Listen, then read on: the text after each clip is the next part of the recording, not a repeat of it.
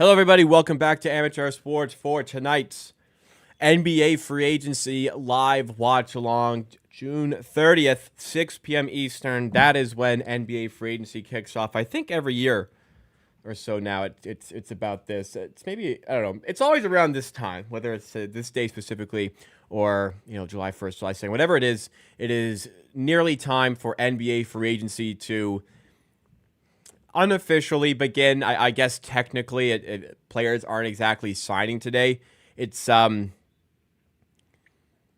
of stupid how it works, to be honest. I mean, so NBA free agency begins July 6th at 6 p.m. Eastern time. But you have a week to negotiate those contracts in the lead up to actually being able to sign on the specific day, July 6th. June 30th at 6 p.m. Eastern is when you're allowed to negotiate with players that are not returning to their team. So if you've seen any news today broken by Shams Charania of ESPN, if you've seen any news, all of the news is of players re-signing for the team that they are currently on, or it's players getting bought out by the team they're currently on. There's no news of players signing for new teams. All of that will drop early as 6 p.m. Eastern because that is when teams are allowed to start talking to free agents. But like when a deal gets revealed at 6 p.m. Eastern time exactly, like we obviously all know what's going on and there's tampering. But we kind of just allow the tampering to take place. It's just accepted that, yeah, that's fine. As long as it doesn't leak before 6 p.m. Eastern, no tampering. So it's kind of dumb how it works, but essentially players can start negotiating with other teams at 6 p.m. Eastern time today. They can make those contracts official on July 6th at 6 p.m. Eastern time. But when Shams breaks it, it's official. I mean, it's going to happen. I can't even recall a moment where Shams was incorrect about a player signing somewhere, getting traded somewhere. I've seen him incorrect about the NBA draft. I remember when Brandon Miller went third overall to the Charlotte Hornets. He was saying for that, or was it second overall? I think Brandon Miller went second overall. He was adamant that it was going to be Scoot Henderson going second overall, or anyways, whoever went second, he was saying they were going to go third. And Woj and him had a bit of a back and forth. That's the only time I can recall him being wrong. So basically, when Shams reports it, it's gospel. It's going to be true. As for today, as it comes to the Raptors, well, I got news for you guys. The Raptors have no money. Like, the Raptors don't have any money to spend. So, unfortunately, like, we usually do these streams not thinking the Raptors will do anything, but at least, like, please, maybe they sign this guy. Maybe they sign this guy on the mid-level exception. My understanding is they have no cap space. And that like they can't do anything unless they make a trade. So they maybe they make a trade today, but that seems unlikely. So I would not expect much.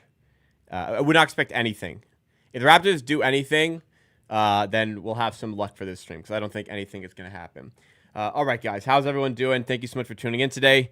Had a really good week last week with the NBA draft for content. I hope you guys enjoyed that content. It was a blast making it. It took a lot of work to make it. I mean, just as I have my, Thanos in the garden moment, sitting on his porch watching the sunset after a whirlwind of a week covering the draft. I stayed up till 3 a.m. after the first round making a video about Colin Murray Boyles.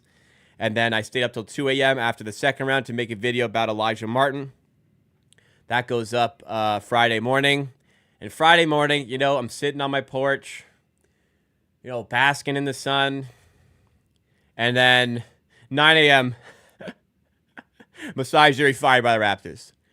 Oh, shit. And Masai Ujiri got fired by the Raptors right at the start of a 3-hour meeting at work. So I basically had to just kind of follow the story while in a meeting.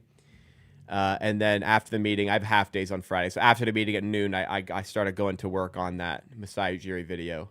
But just when I thought I was out, I had to do another video. But so anyways, I probably would have done another video. I would have done an amateur answers, which has been delayed. That will be out. Might have to just, maybe I'll just do like 2 weeks. Well, that'd be long. I don't know. I got to do one for the draft, and I'll probably do one for free agency. We'll see what the Raptors do. But I'm going to be doing, I got a bunch of comments saved up from the draft, which I'll be reacting to. And I may do a separate video for, I mean, the Raptors may not do anything, so we'll see. I've got them loaded. So if you guys were looking forward to an amateur answers, I'll do them. It's just the Masai Ujiri video changed my plans because I was supposed to do the amateur answers Friday night, and then I was too busy during the weekend, so didn't happen. Anyways, guys, what is going on? Happy Monday. If you are in Canada, happy almost Canada Day, Canada Day Eve, Canada Day tomorrow. Yeah, I got to make a video tonight because that's got to go out tomorrow, so tonight's going to be a late one as well. But yeah, day off work tomorrow. Hopefully you got some fun plans. I need to make a text regarding Canada Day.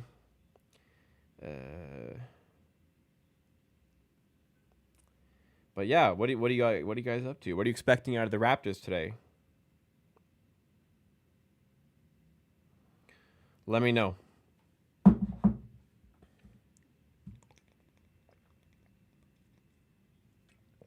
All right, in the chat, we have ZAV3NG3RX. What's up, y'all? What's going on? Nice username. Daniel Berry Sports Highlights joining us. Saying, hey, everyone, happy Monday. Oh, you know what I just took in? Oh, I just took in. The chat, this is the first time the chat is now displaying, you see it here, the chat's now displaying your handle rather than your username. That sucks, man. That really sucks. Because they used to only have, for like the last few months, they changed it so the comments of YouTube are only people's handles.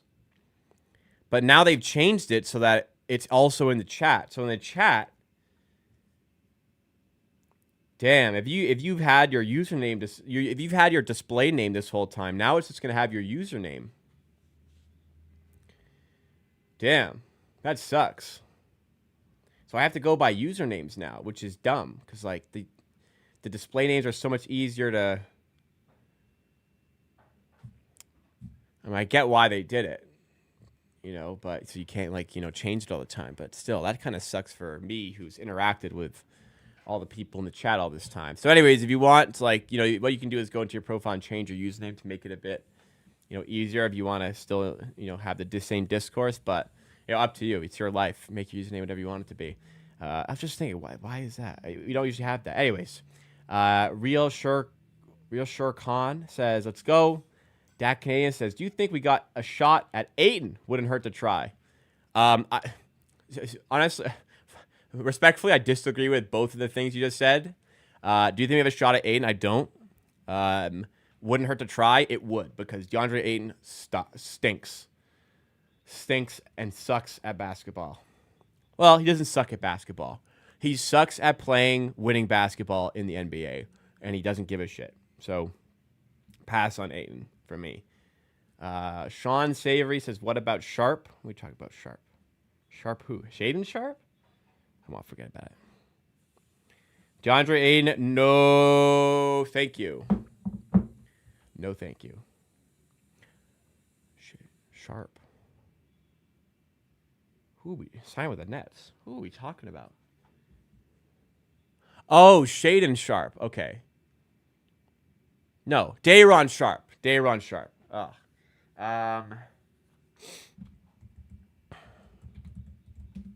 He'd be a pretty good pickup. Did he sign today? Day'Ron Sharp. It's like, who do we talk about, man? Day'Ron Sharp. It looks like he did sign. Yeah, he did sign today. Darren Sharp re-signed with the Nets today. Rich Paul can make videos anytime he wants. Yeah, I'd say sometimes he can fabricate some stories a little bit. Naif Yada, one of our members, amazing, 2-year member, soon to be 3 years. I think we're 2.5 years in, actually. Dame. Nobody picking up Dame. Michael says, Toronto's no clout. Nobody wants to join. Well, even if they did, Raptors have no money this year. So, what we're going to do. TSN broadcast NBA free agent starts at 7 p.m. Eastern Daytime on channels TSN1, TSN4. Oof. That better not be true. No, free agency starts at 6 p.m. Eastern. If it starts at 7, then I've got a long window to keep you entertained. NBA free agency start date. Yeah. Here we go. Negotiations for agents are allowed to begin June 30th, 6 p.m. Eastern. Okay. Had me scared. Like, what are we going to do for the next hour, guys?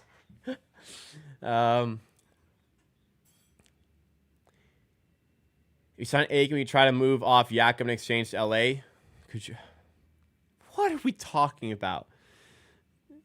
Aiden for Jakob? Come on. Jakob was so much better than DeAndre Ayton. Still salty about the Malwatch situation. I'm sorry, man, but you're going to have to let it go. Raptors got the guy they thought was the best available. That's all there is to it. Jakob was so much better than fucking DeAndre. The fucking Portland Trailblazers drafted Chinese Jokic instead of playing DeAndre Ayton, man.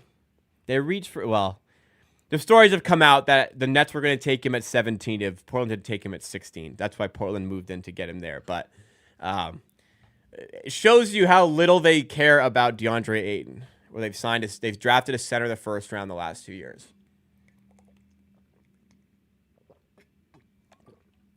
Plus, I don't think Ayton would want to come here anyways.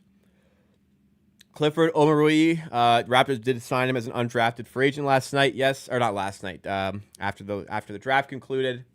Yep.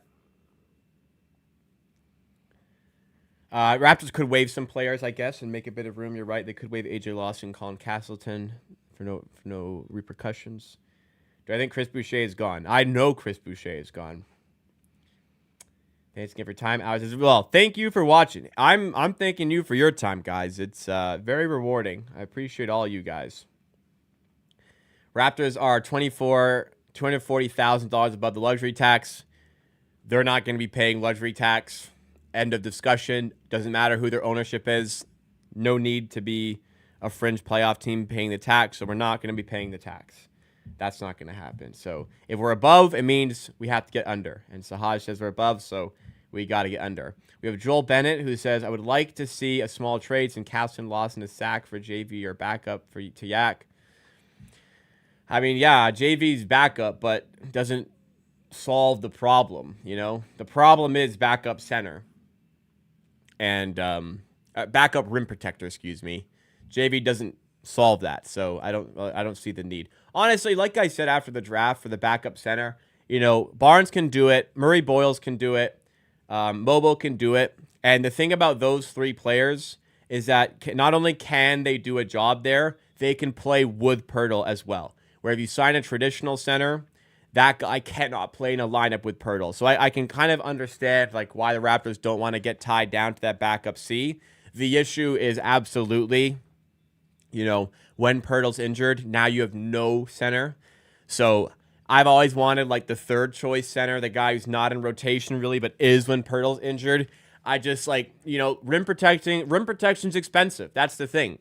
It's expensive to sign rim protection. So that's why the Raptors have just never been able, that's why they struggle to do it year by year because they're so close to the cap that they can't really afford it. So I understand why to a certain extent, I understand why it hasn't happened. I still think they should have done something to address it. But for this year, I wouldn't count on it, and I can understand why. Mitch Martin signed a trade for Las Vegas. Yeah, apparently Bob McKenzie has reported that. Not exactly a well-kept secret. Some allegations that tampering has taken place, but the Raptors. The Leafs are apparently getting who are they getting? Nick Roy in the trade, who's like pretty solid. So the Leafs will probably, but you know, we'll let the tampering slide. We got a solid player return. I'm not a big Leafs follower. I was just at a bar with a few coworkers who do know hockey and the Leafs and said, like, this would be a pretty good pickup for the sign and trade. So I'll trust them in saying that, yeah, okay. If they say it's solid, I'll say it's solid as well. So I don't really know, but it seems to me like a pretty good move. A guy they could have lost for nothing, they got something out of it.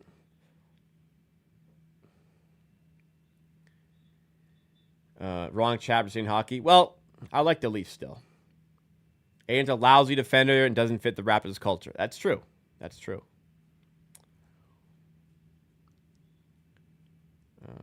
Ben Mathurin possibly to sign to Raptors? No. No money. Is his contract up? Isn't he eligible for his extension now? I don't think he's a fourth. He just finished his third season, did he not?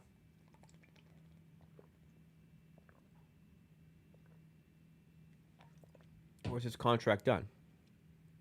Yeah, he has a year left on his deal. So no.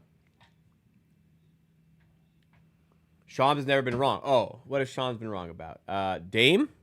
Oh, well, it was a typo. It wasn't wrong. He just... Or like he wrote the wrong team and deleted it. Like he didn't report it as fact and then like double down on it. Like the Scoot Henderson one. But yeah, the Raptors for Dame. Yeah, that was... Makes you think. It makes you think how close the Raptors were. Maybe Thomas Bryant. I mean, yeah. I guess I'd be okay with that as like a third choice. I'd be okay with it. Why was Masai fired?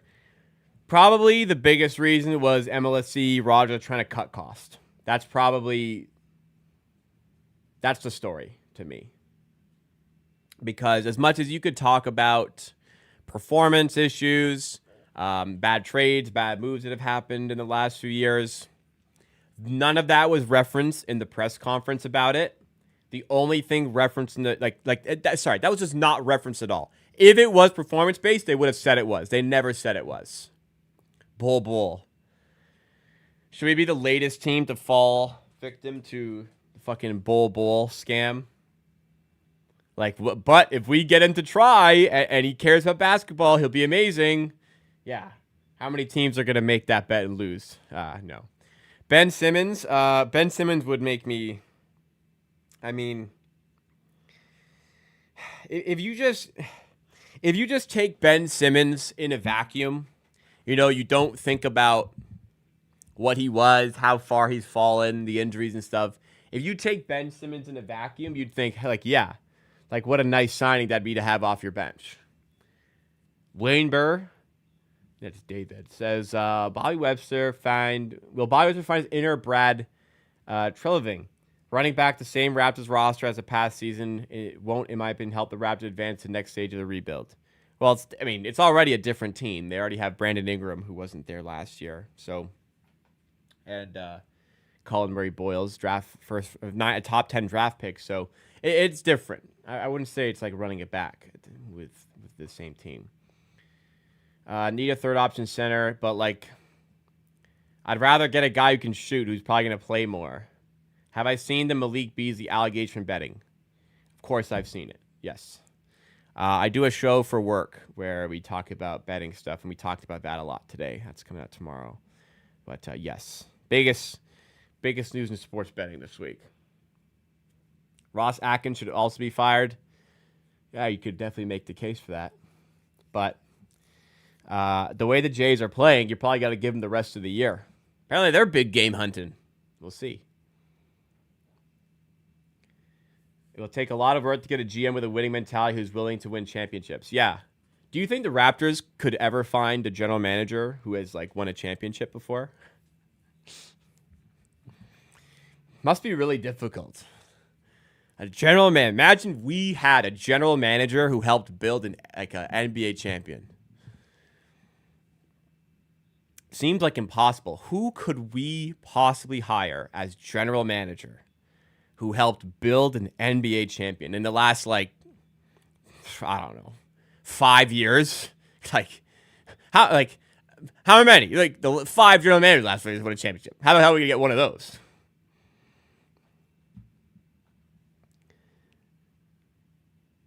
Who is the Raptors GM, by the way?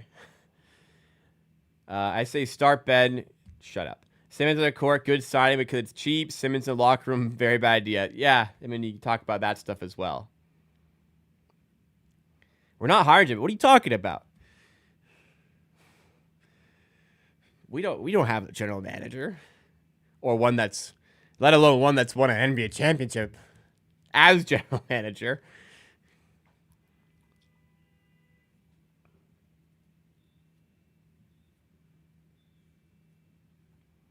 There's no way people are serious about Ben Simmons. He's a terrible... Well, I mean, the off-court stuff, I don't know. I haven't heard a lot about it as of late. It didn't seem like it was a problem in Brooklyn. I guess they had enough problems on court. But, like, there's worse signings to make, I think. Worse signings to make. God. How obvious do I have to make when I'm being sarcastic? Not only do the Raptors have a general manager, let's make this loud and clear. The Toronto Raptors have a general manager already. That general manager has won an NBA championship, helped build that NBA champion, and did it with the fucking Raptors. The Raptors general manager, Bobby Webster, let's not forget, still exists and has just gotten an extension. An NBA championship caliber general manager. We've got one. Let's make it loud and clear. Masai Ujiri was not the GM. He was the president. So basically, MLSC went, all right, Bobby Webster, full basketball control now. The president's going to be more so focused on business, according to MLSC. That's going to be what it is today. Is RJ traded today? I don't think so.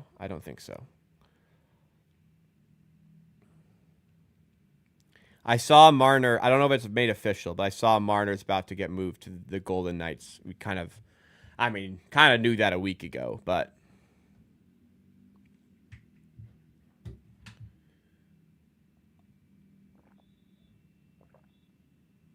seems like a good move by the Leafs.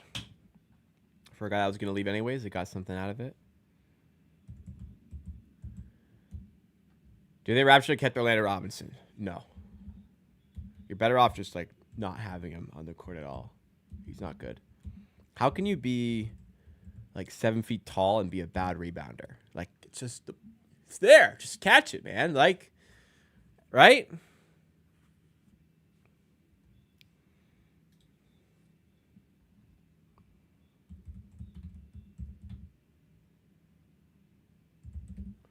Is this Marner trade official?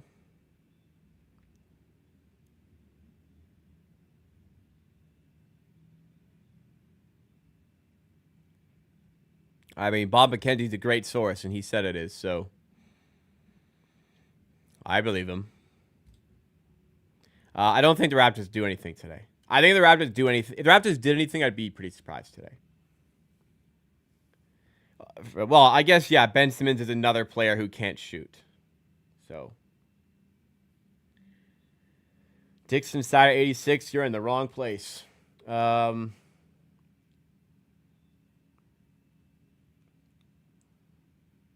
said there's gonna be big deals today. Yeah, I saw that. I saw a few people like get excited. Wait, what?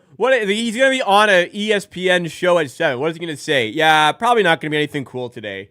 But by the way, like, tune into my show at 7 p.m. tonight. Probably won't be anything cool, but of course he's gonna say that. I mean, look, I'll hold my hands up and apologize and say, "God damn, I'm unfamiliar with your game" or something. Like, if we get a monster move today, I just don't really see that happening.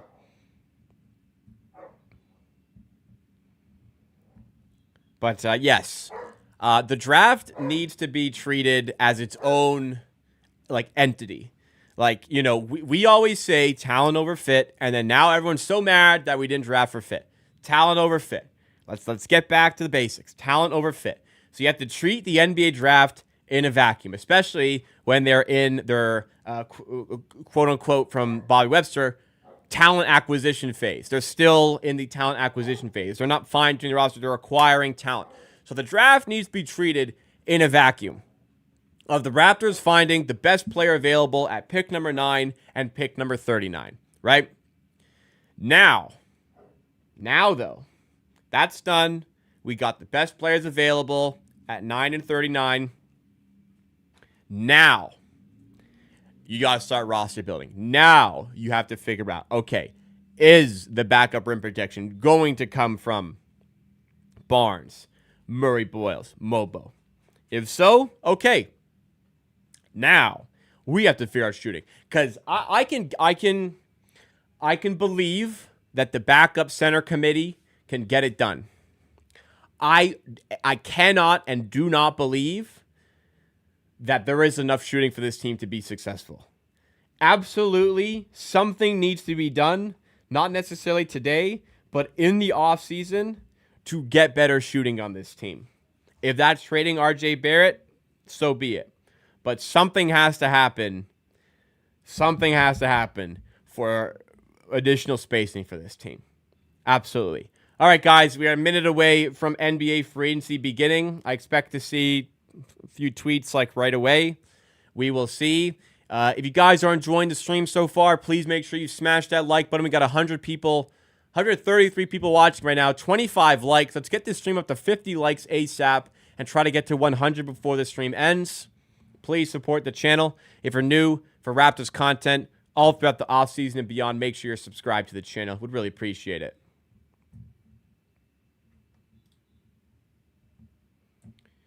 All right, it is 6 p.m. We await the news to go down, and we will react to it in real time. You know, I was kind of expecting one to be scheduled for 6 p.m. I was kind of expecting one to hit the TL right away, but we'll see. We'll wait and see. According to Shams, though, from half an hour ago, Mike Brown is in his second meeting/interview with the New York Knicks. So it could be Mike Brown ending up with the Knicks. Why do we even give Colin Caston 2.2 to come back? So we gave Colin Caston a non-guaranteed deal. So if the Raptors cut him before the season, he doesn't make any more money. So don't worry about the Caston contract. The Raptors can waive it and wipe their hands clean. Yeah. It's basically a tryout. They pay him, hey, you make the roster, you get paid. If you don't make the roster, you don't get paid. So the onus is on the player to make that money. So basically, if he makes the roster, he's earned it. I don't watch much of any moves by Raps today. I don't want much of any moves by Raps today unless they can ditch the non-guarantees to a team that needs to ditch salary for a legit big on the bench. No more 6, 8, 9 guys to 5. Well, may have to be the case for this season. I agree. Thierry Font says, talent or fit, but we need to find the fit in free agency. I agree. Now's the time to find some fit. Like I said, I can forgive not getting a center, but I can't forgive another season where shooting is neglected. Cannot do it. All right. Do we got one? Has a tweet notification hit the timeline? No. Come on, man. Who do I have notifications on for that's just tweeting? It was just Shams retweeting a fucking post from ESPN, man. Bait.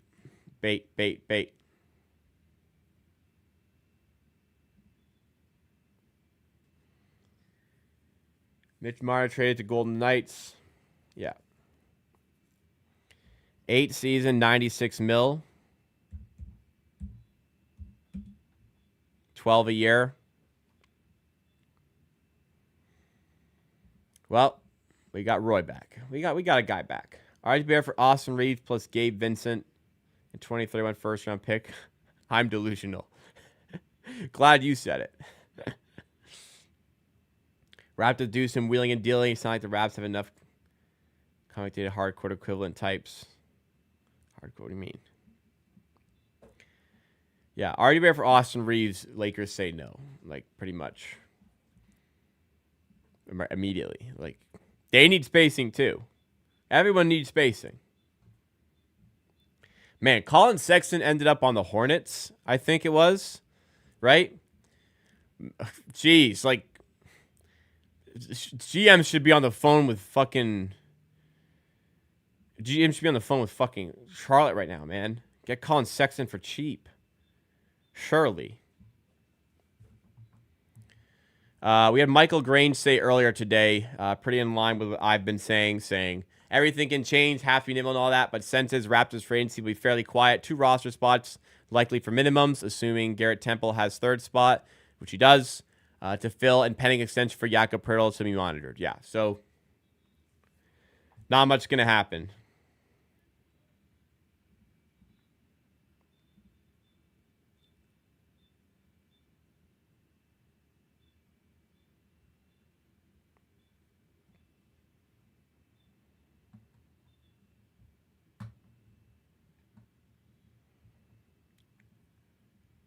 Ty Jerome to the Grizzlies.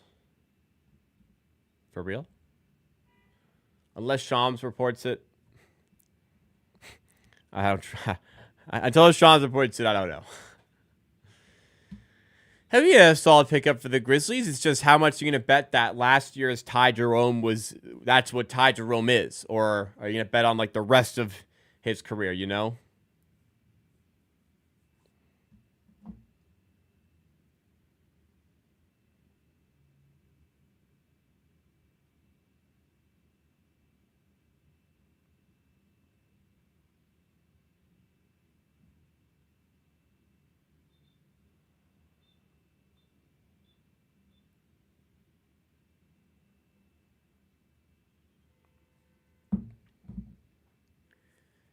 I'm not gonna reopen the DeAndre Ayton conversation. Hard pass. We're interested to see what other Eastern Conference team do, so we can see how the Raps will match up this season. Honestly, I see us as a low seed playoff team this year minimum. I wouldn't say minimum, but I see us as a low seed playoff team. And a lot has to change for. I mean, it's not a lot, but some stuff has to change for the Raptors to solidify themselves as a top 6 team because of like the spacing for sure. One sec, I gotta open my window for my dog. Watch out. Watch out. Watch out. I'm helping you out. Can't come play though. Cannot come play. Where's your bed? Where's your bed? Your bed's gone.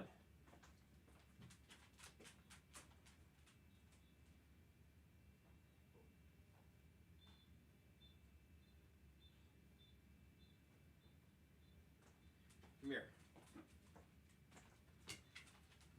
There you go. There you go.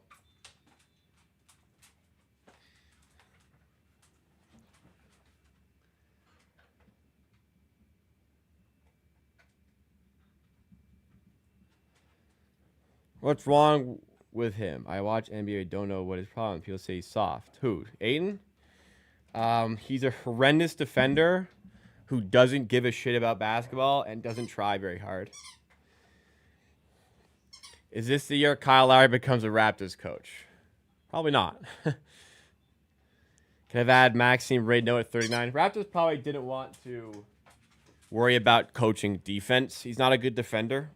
So the Raptors probably prioritized tougher players who are already good on defense. It's been a pretty good bet in the past for the Raptors to bet on a player who's good on defense and teaching them more offensive skills. So like Colin Murray-Bills, good defender, teach him how to shoot type thing. It's been a good bet in the past. They trust their development team to do that. Russell Westbrook and the Knicks have mutual interest.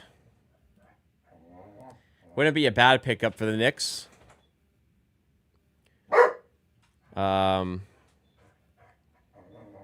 Dennis Schroeder. Oh, I saw Kings. Kings to arrange meetings with Russell Westbrook and Dennis Schroeder.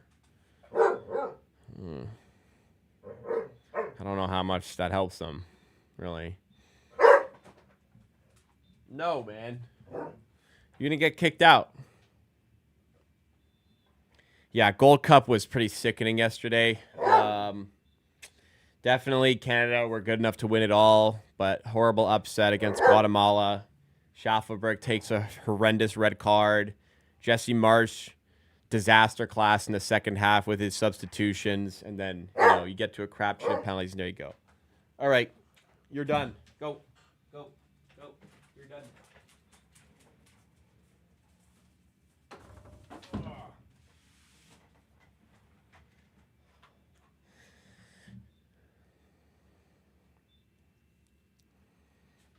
Yeah, Jesse Marsh. I mean, subbing in Jebison for Tajon Buchanan in like the 56th minute, like you're down a man. You know what you need when you're down a man? You need a forward player who can hang on to the ball, run at players 1v1, put defenses on their heels, give your team a little bit of time, ease the pressure a little bit. And he subs on like maybe the anti of that, like one of the worst ball carriers, one of the worst touches, one of the worst passes I've ever seen in Jebison. Horrific sub. Then he brings in Kyle Larin, and he's playing him at like fucking right wing, like washed Kyle Larin playing at right wing. And Ismail Kone, who could have helped control the middle and is a good penalty taker, never came in. I don't know. Very, very strange substitutions there. Also did not help for Canada. But, I mean, the red card was the worst of it all. They were controlling the game. Schaffberg gets a fucking stupid red. Shit goes down the tubes. That's how it can go sometimes. Promise David, Promise David probably got underused. He did start against El Salvador. Honestly, he wasn't great. I also was at the game he started against Ukraine. He only played half because he got hurt, but he also wasn't very good in that game. I know he scored, but he scored because of a defensive mistake more than anything. I don't know. Not that like Olawusi was doing anything to like command that starting spot over him, I suppose. Yeah, but that one I was fine with the starting 11. I would have started Promise David. I can understand why he didn't. But subbing him in as late as he did and then having three strikers on the field, not having Tajon on the field was just horrible decision making. Not handled well second half. To be fair, though, Promise David, as young as he is, as good of a season he had in Belgium, that should be the guy you trust, and that should be the guy you're giving minutes to. That's a good point as well. Larin is unfortunately cooked, it seems. Sad, but also, like, if you're going to play Larin, don't fucking play him at right wing, man. What are we doing? No moves yet for the NBA. Usually we get like a shitstorm at 6 p.m. We signed Ben Simmons cheap. Do you think the Raptors would go for it? Trent and Watford as well. Not sure what those two have any correlation with one another, but see. Brown's just a monster. You got to use him. Yeah, I get it. I mean, he missed a pretty bad. He had a pretty bad miss against El Salvador. Like I said, he didn't play well in that game, nor did he play well against Ukraine. But did Olawusi deserve it? I don't know. I don't think that was the big deal. The big deal were the subs for me. But I mean, Larin, as bad as he's been, he's better than Jebison. I don't know. Maybe if Jebison gets some game time with Preston, he can figure out his touch and his coordination. But god damn, has he been bad for Canada. Marta Vegas, we get Roy. Yeah, I mean, our hands were tied. He was a free agent. They get Roy. It's not that bad. Aliana got injured, so we had no more wingers. So just don't sub out Tajon Buchanan. Just leave Tajon in the game. I get there weren't any other wingers, but did Tajon look gassed to you guys? Did he look like he couldn't play anymore? Not to me. And I would take a gassed Tajon over fucking Daniel Jebison. And, if they wanted to put in, I would have been more supportive of, you could have brought in Basong at left back, and then you could have slid Richie Larea up to right mid. That would have been a much more sensible decision, I think. I guess I get there's no Ali Ahmed. Jaden Nelson's even worse than the other guys I've talked about. He's horrendous, so you didn't want to sub him in. I think Richie Larea at right wing would have been better because he can also carry the ball. It fortifies your defense when you're on 10 men as well. It was just very strange coaching.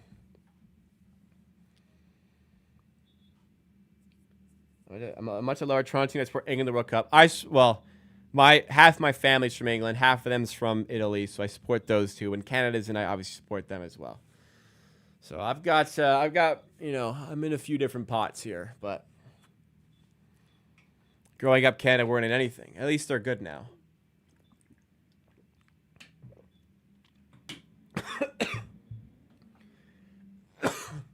How that team beat Honduras 6-0. And then drew Curacao and lost to Guatemala. I don't know, man.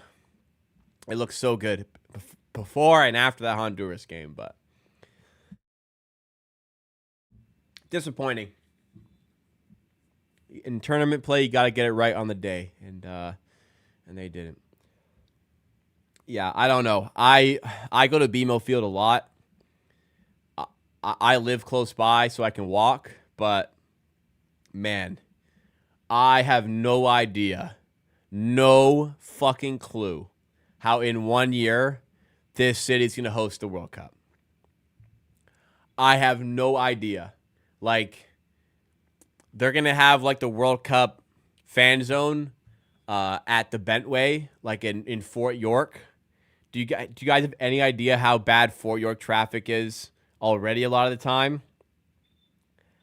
Like Lakeshore traffic, fucking forget about the Lakeshore. Forget about the Gardner. It is going to be a disaster. I don't know how they're going to do it.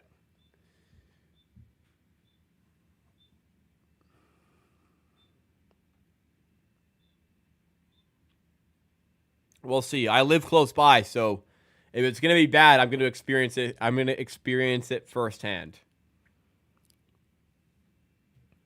All right, do we finally have something? 6:15. We finally have something. All right. Jaren Jackson Jr. returning to the Memphis Grizzlies. 5-year, $240 million. So $48 a year. $48 million a year. Max extension for Jaren Jackson Jr. coming off of a fantastic season. 2023 DPOY. Best year of his career. Started showcasing, like, hey, is actually Jaren Jackson the best player on this team instead of Ja Morant? He was great. So congrats to him. Memphis had to do it.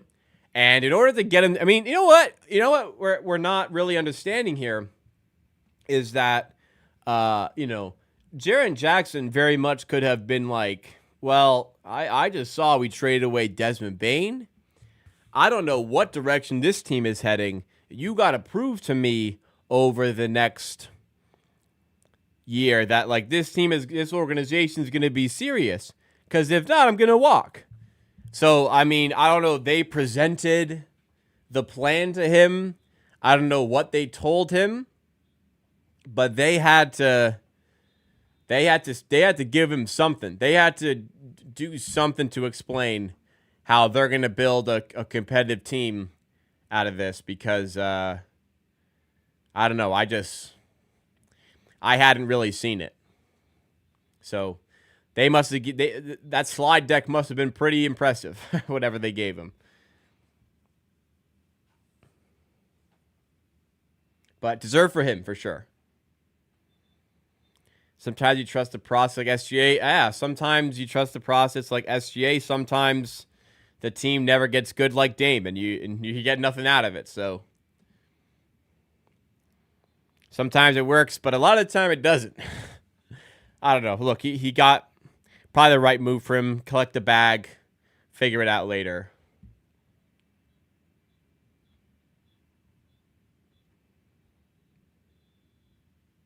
I don't know if you hear whistling outside, but there's like a traffic cop out there. And it's very annoying. All right, 6:18. Only one move. I was expecting more out of this, to be honest. Maybe they are waiting till 7. But we got this, at least. This today's not ready for FIFA fans. Going to be mad. The only saving grace is that there's not a lot of games in Toronto. And typically, like let's say the World Cup was hosted in Germany, for example. Like, you can realistically get anywhere in Germany, like, the day of to get to a game. Whereas for, like, Toronto, like, unless your team is playing here, you're not going to be here. So it won't be, like, a humongous congregation of World Cup fans that are here. I still feel like it's going to be a bit of a disaster. So, yeah, again, we're gonna have to wait and see. Why is Fleeced is trending right now? Mostly not for sports, but some sports.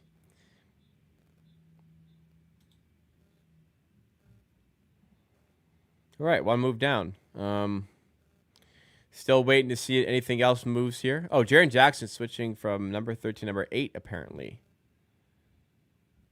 Not sure why. All right.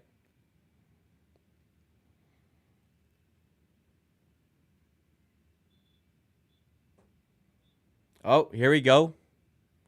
Santi Aldama, apparently going somewhere here. Let's have a look. 3 years, he's going to stay with the Memphis Grizzlies. Boring. Santi Aldama signed a 3-year, $52.5 million deal to return to the Memphis Grizzlies. So he returns to the Grizzlies on a $17.66 million contract. Pretty good. Aldama's a pretty good player. I think that's probably fair. Give them some backup center minutes.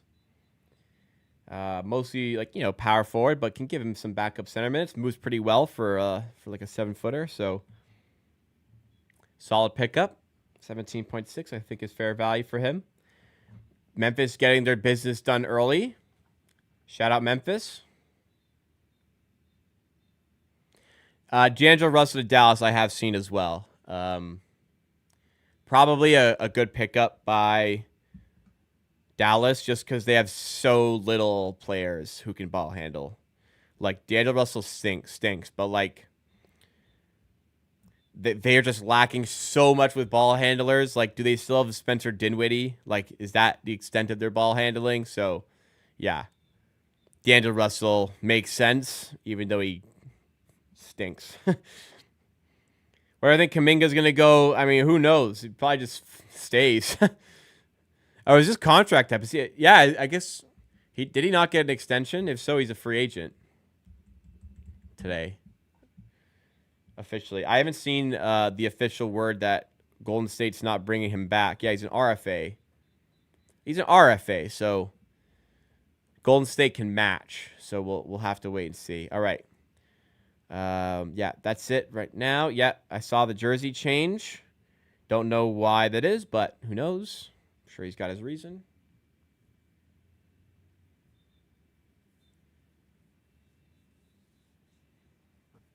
Jaren Jackson was fair. He had to get a max. And Santi Aldama was fair, I think. So nothing crazy has happened as of yet from what Shams was saying about this whole situation.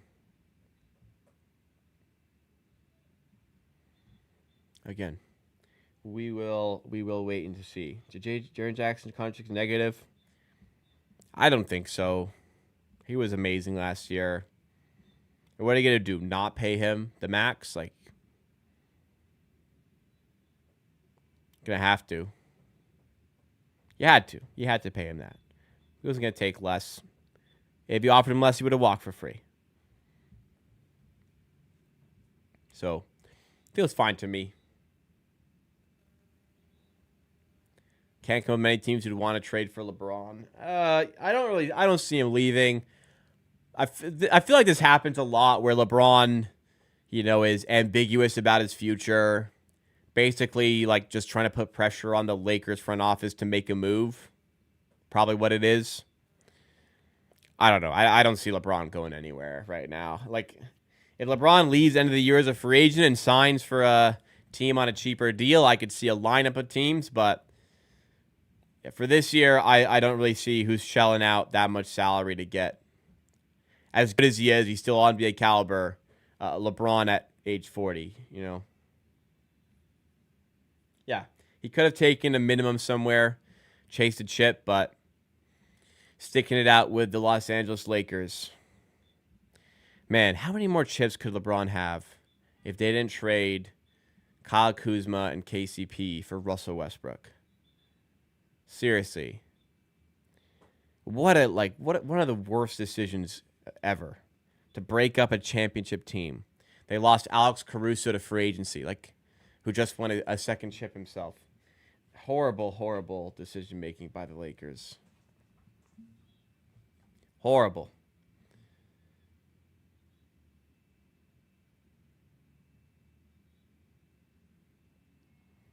Look at the trade I posted in the Discord. Oh boy. Wow. Gotta tell you, I'm not a big RJ Barrett fan.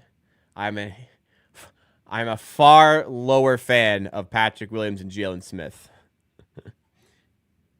I'm Patrick Williams is listed as a movement shooter. Like, come on. What a movement shooter? What are we talking about? You have to be able to shoot effectively to be a movement shooter. No. Patrick Williams sucks. Unfortunately, I will pass. But I think Patrick Williams is ass. Like, yeah. Wide open, you better be able to fucking shoot a few threes. When the team is leaving you wide open the entire game, I hope to Christ you can make a couple.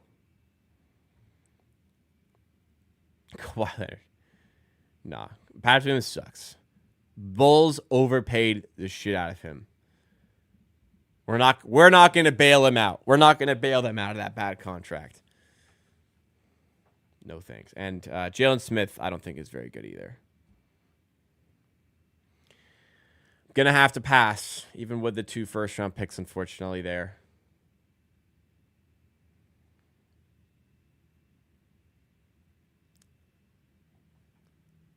Colin Murray Boyle's about to steal Scotty's chain if he can be a shooter down the line. Well, big if. Mechanics gotta take some work. Stop swearing. Don't be a jerk. Fuck you, Chris. Just leave. I couldn't resist. Nah, for real though. I'm gonna swear if that's a problem. I'm sorry. Sometimes I swear a little. Aaron Boucher. No, but he's not coming back. He won't. Like, the Raptors cannot afford it. And even if they could, he did not play at all in the second half of last season. I know he got injured, but even before he got injured, he was not playing. He was sitting on the bench every game. Coaches did not play. Why stretch the constricted budget to sign a guy you don't want on your team? It's just not going to happen. He'll find a spot somewhere. Like, if Denver lose out on Russ, I could see Denver going for Boucher. I'm not sure what their cap situation is, but definitely Chris Boucher is not coming back to the Raptors. And that will be, the final member of the 2019 team, player-wise. It's sad, but, we've got to move on. Tampa Boucher had us dreaming. A 6th man of the year, maybe. But no. No, he's just not good enough. Playing like a specific role for a good team, I could see it. But for the Raptors, it's just not a player that's really going to help us. Yeah, where somebody said earlier they're slightly over. They're like $250,000 over the tax. So can't. Not gonna work. No money to spend. So basically, the Raptors would have to make a trade today.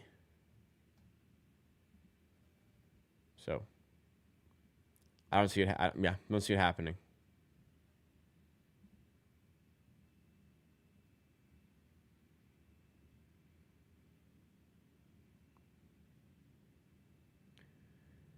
Tebe was like shooting like Peaky Baka on volume that season was so jokes. There were a lot of weird seasons, weird performances in the bubble and in the Tampa and like that COVID season, like Bubble Warren. Remember Bubble TJ Warren? A lot of weird stories that came out of that. Chris Boucher, I think, was one of them.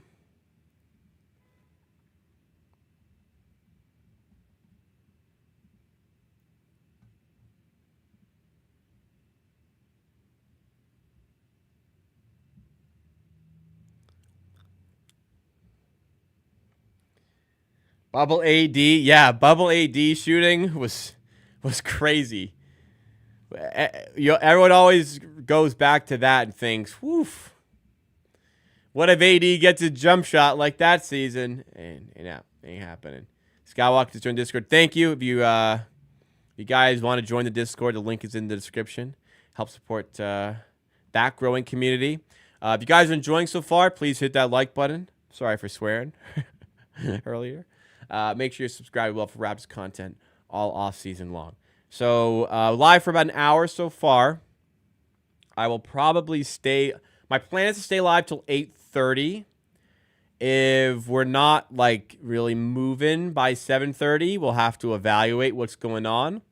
But I plan to stay live till 8:30. Then I have my job to do.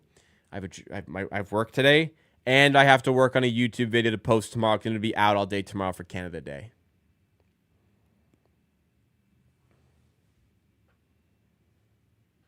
Should be a quiet free agency for the Raptors, but I'm still upset about the Masai firing. Yeah, the timing is just strange. I mean, apparently he got fired like a month ago. They were going to fire him, but he kept on for the draft. Oh, we got to interrupt. We got to nuke. We got to nuke. Shams unleashed.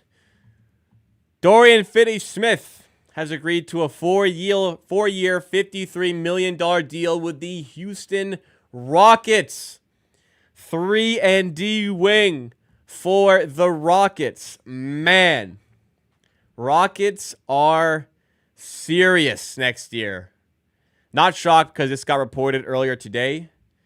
But man, the Rockets already look good. They just got more defense, more size. How are you going to score on that team next year?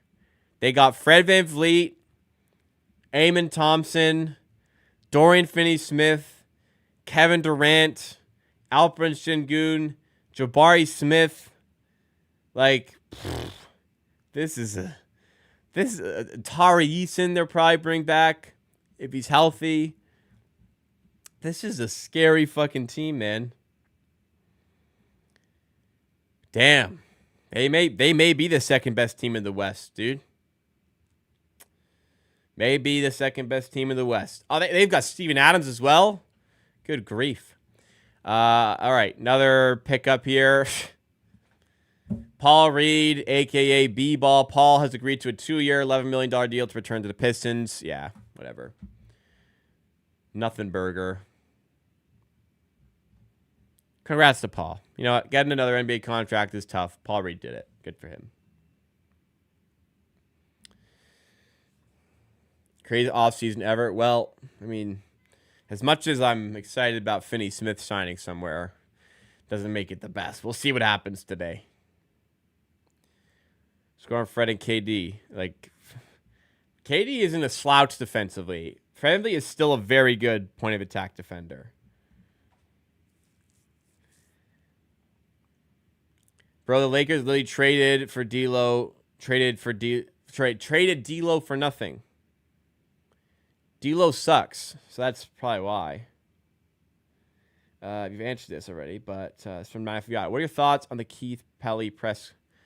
So what I got out of that, it was a very corporate press conference.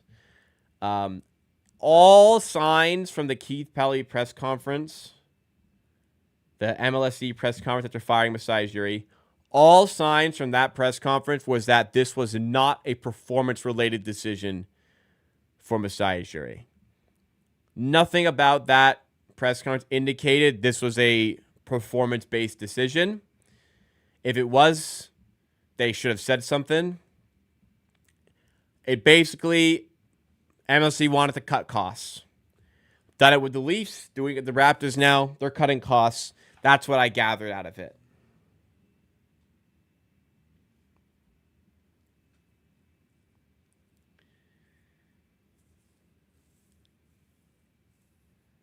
They were the 2 seed spamming. Well, I guess they were the 2 seed. You're right. I didn't picture. I mean, they did lose first round. I did not picture them as the second best team in the West, even though they were the 2 seed. You're right. Now they actually might be the second best team in the West, and if Thunder take their foot off the gas, they could win the West. We'll see as he available for real. When he is, he's a tough player still. Thunder barely got past an ER version of the Nuggets. More so, I think, impressive on the part of the Nuggets for how well they played in that series.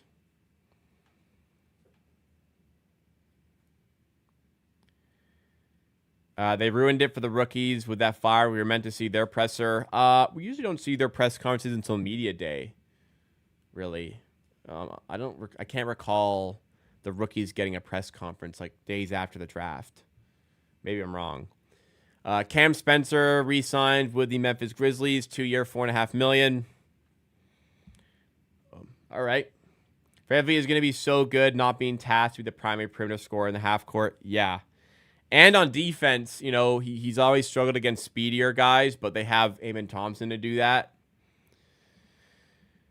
That's going to be a good team, man. And Fred took a pretty good deal, I think, $25 million. I think there was a pretty good deal for him. Houston's going to be good, man.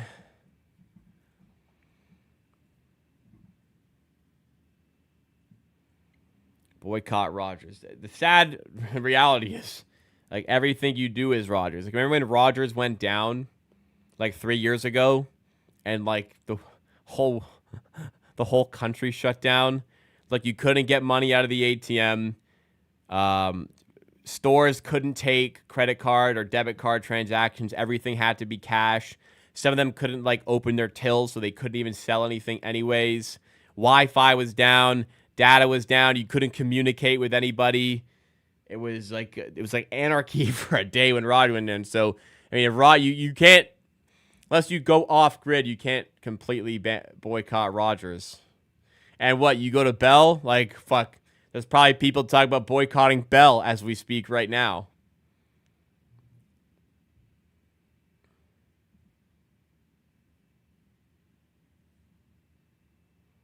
They're so rich, why do they need to cut costs? That's my question. Like, surely you can afford this. That's my question as well. I don't know if I compare Stephon Castle to SGA. People get better. I mean, look how much better SGA got from his first year. Didn't even make his all-rookie first team. I have no idea where Kuminga's heading. I hadn't even considered Kuminga. Not Toronto, I'll tell you that. But maybe Timberwolves after they lose Naz Reid and Nickeil Alexander-Walker. Maybe the Heat as well. That's like that's a Miami Heat type of guy. That's a Miami Heat type of guy.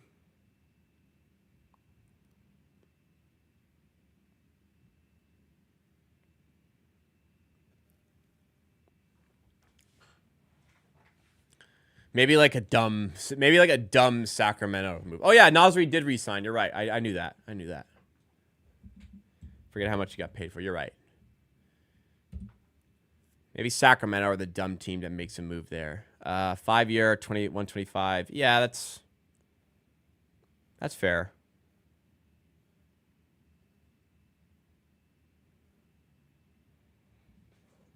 He's a good player.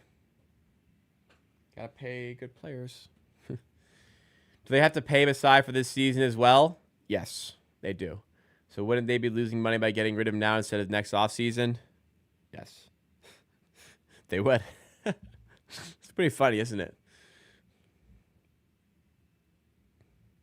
They wanted to start the process of bringing a new guy. They were ready to do it right now.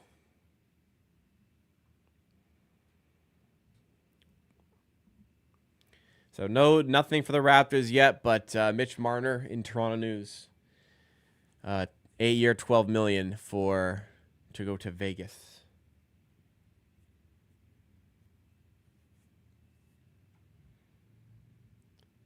So he feels like he took a little bit less than he could as well.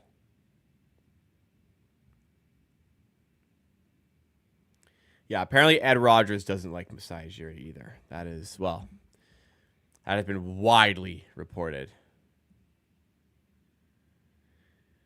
Holy. Memphis.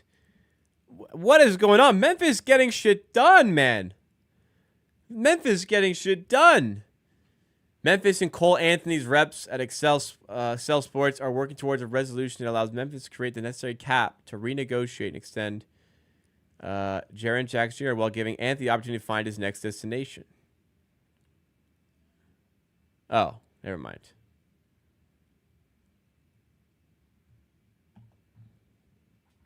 Well, not much new stuff there. Just Memphis. Memphis in the news a lot. So they're trying to move off of Cole Anthony. Well, how many years are on his contract? Cole Anthony's not that good. He's a team option worth 13.1. Yeah, I can see why. I mean, how much of an overpay is that? Maybe like tiny bit. Curious where Boucher's heading. Me as well. I don't know. Wizards trying to facilitate a sign and trade for Brogdon. Man, Brogdon won 6th man of the year and is just getting fucking passed around now.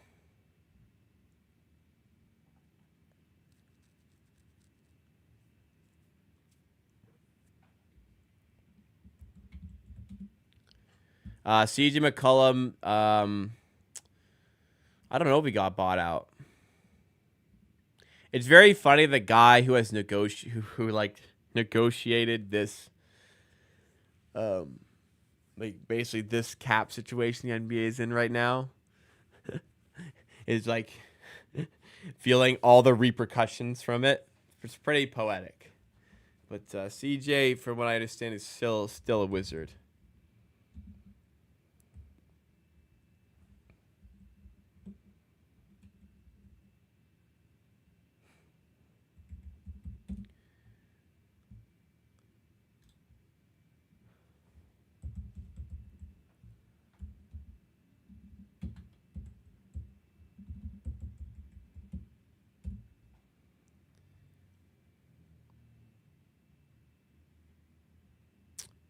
CJ McCollum.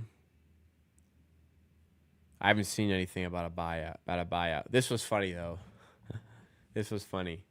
He tweeted, the funniest tweet I've seen today is that I'm going to get blamed for tariffs now too. And then people looked it up. Literally not one single person had ever tweeted about CJ McCollum and the tariffs. That was funny. That was a good one. Good Twitter moment. So they have to get rid of Cole Anthony in order to afford Jaren Jackson Jr.'s contract. So, hey, they've got their work done early, Memphis, bringing their guys back, and they're going to want to work on starting to build a better team again. They got 4 first-round picks out of Orlando to try and do that, so we'll see what they do.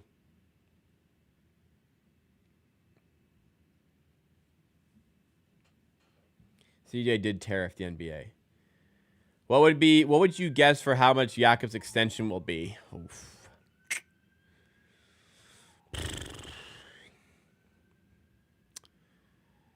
How old is he? 30? He's 29, so it'll be 30. I mean, if you send him Probably want to go 4 years. 18 to 20. You're dreaming, son. He makes 20 now. 4 years, like 130. 4 years, 130, 33 a year. Probably what I think. 18 to 20. He's not going to take a pay cut from what he makes now. He's going to go up. I think less than 30 would be a win, but I think it's going to be maybe a little bit above.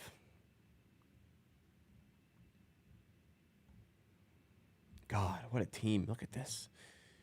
What a team. Frederick, Eamon Thompson, Katie, Jabari Smith, Alperen Sengun, Tyson, Dorian Finney-Smith, Steven Adams. What a fucking team, man. Reed Shepherd just chilling as well in the background. God. Great roster building. Man, great work by Houston over the last couple of years. For real. Ooh. Like, I guess, like, point guard play is still a little yeah, I guess, well, maybe Reed Shepherd could maybe step up. Not a lot of, like, ball handlers there. Still got a lot of forwards, but I don't know. I feel like they can figure it out. Yeah, and they got rid of Jalen Green, which was a mega W as well. You're right. You're right. All right. I'm going to get a snack. Not much going down right now. I'm going to go get a snack real quick. I will be right back with more NBA free agency coverage. Hit that like button while I'm gone.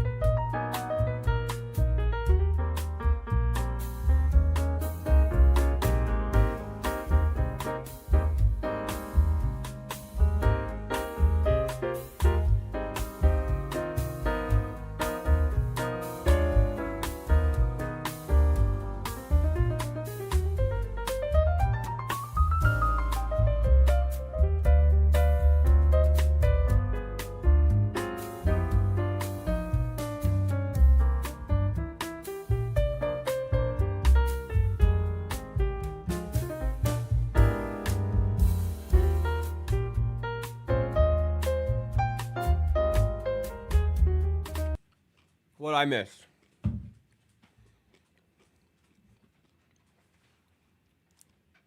Jake LaRavia, 2-year deal with the Lakers. How good of a shooter is he? He's like decent, right? Decent but not spectacular, I think. I got some guac chips with some sour cream. Okay, he's a good shooter. According to the basketball reference page. Better than I thought, so solid pickup for a team that needed shooting. Not super high volume, though, so Lakers will probably have to bet on increasing volume and still finding some success. Where did Chris Boucher say he was leaving for sure? And Chris Boucher didn't say it. I said it. I'm telling you, he's gone. For sure. Sham saying the Lakers, but Haynes saying he was replaced, saying he re-signed with the Kings. Really?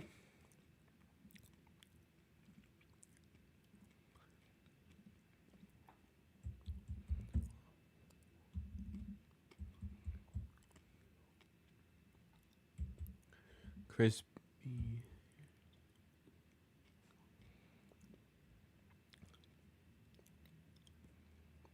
Whoa, okay. Well, Chris Haynes reports that free agent forward Jake LaRavia has re-signed the Sacramento Kings. So Sham said Lakers.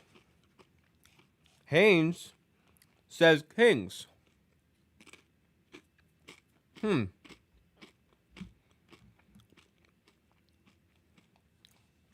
Interesting. Who are we believing, yo? Let's put a poll.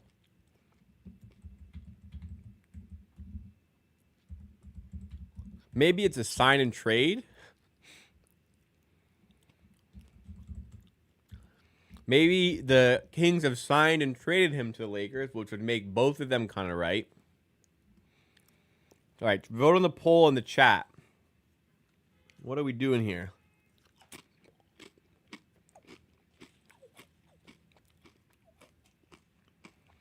He said it was wrong already.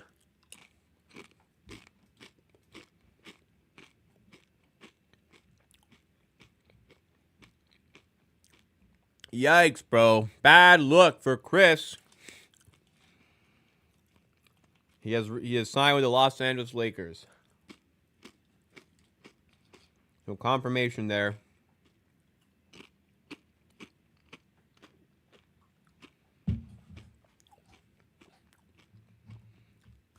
For any soccer fans, John Duran has signed for Fenerbahce. Collected his fat fucking Saudi check for half a season. Back to Europe. Money hunter.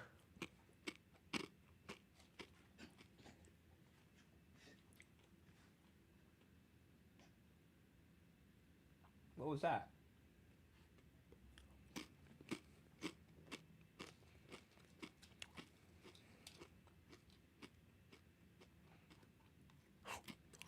I bet Chris is killing himself right now, like figuratively, like mad at himself. Yeah. He's probably like, oh my God, why would you do that? How could you do that? Yeah. Big mistake. Well, for Durant to make as much money as he did in Saudi Arabia, look, I get it.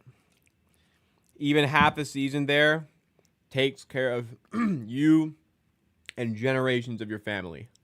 So I understand the desire to go play soccer in Saudi Arabia. There's worse jobs out there.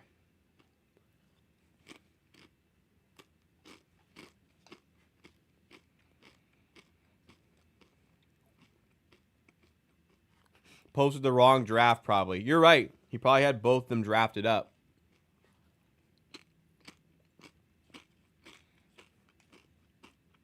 Just clicked the wrong one. That's probably exactly what it was. Malik Williams. No, thank you. Who's the worst player you've ever seen play for the Raptors? That you can recall. Like, worst player that was on court for the Raptors. It might be Malik Williams. He was genuinely, like, I could not believe he was on an NBA court watching Malik Williams play. No, come on. Prez Achiuwa, like, seriously, though. Prez Achiuwa sucks, but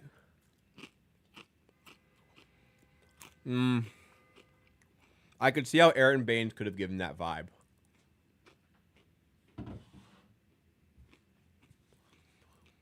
Jalen McDaniels, I could see a little bit. I mean, he wasn't as bad as Malik Williams. Let's, like, for real. Rafael Araujo is before my time, but of the stories I've heard, probably is a good answer. Pull up Malik Williams' stats. I mean, look, these guys they got more talent in their right hand than I got in my entire body. But I ain't getting paid to be a basketball player, so like, how are you 7 feet tall, shooting 27% from the field? You're right there, man. You are right below the rim. You're literally like about to dunk it at that height. How could you possibly shoot that poorly? Like, I saw this guy smoke open layups. Like, open layup all the time. Smoke it. Shit. I gotta put this away because my dog's barking, even though it's clean. All right. You get nothing, but now it's out of the way. Now it's the counter. That's it.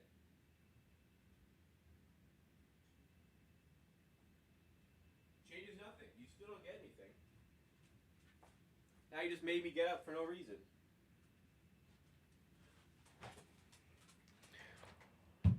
Damn dog. We started this guy twice. Yeah, that's how dire it was. We were really tanking. Alex Len's pretty bad too. I mean, is there a bigger downgrade in NBA history than going from Serge Ibaka, Marc Gasol to, in literally one offseason, going from those two to Aaron Baines, Alex Len? This is the thing about these cheap centers. Like everyone wants a center so bad, right? Like, I know it's just like one like niche example, but like with what the Raptors can afford, that is the type of center they're getting, and there is like absolutely no help whatsoever in getting a center that quality. You're better off just not having a backup center than having that, because that player is so bad he is never going to sniff the court. So like why put that roster spot on somebody you know will not help you, and when you could put on somebody who like, hey, maybe there's a chance here. CP3 is choosing between the Suns or Clippers. No way. No way. No way he's going back to either of those teams. Really? Wow, you're right. Well, just go to the Clippers, Chris. Come on.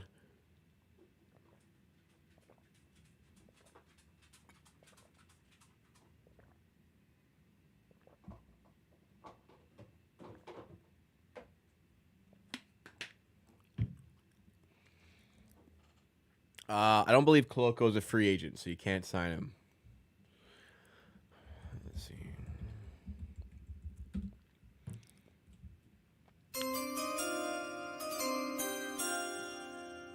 They gave him, he's an RFA. They gave him his qualifying offer.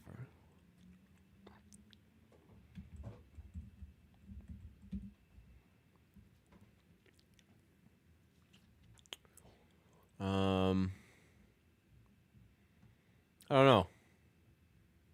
Not sure what Coloco's contract situation is.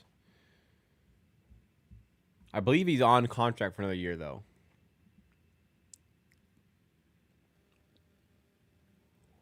The Suns are going to be a disaster this season. Like, they're not a top 10 team in the West. They will not make the playoffs.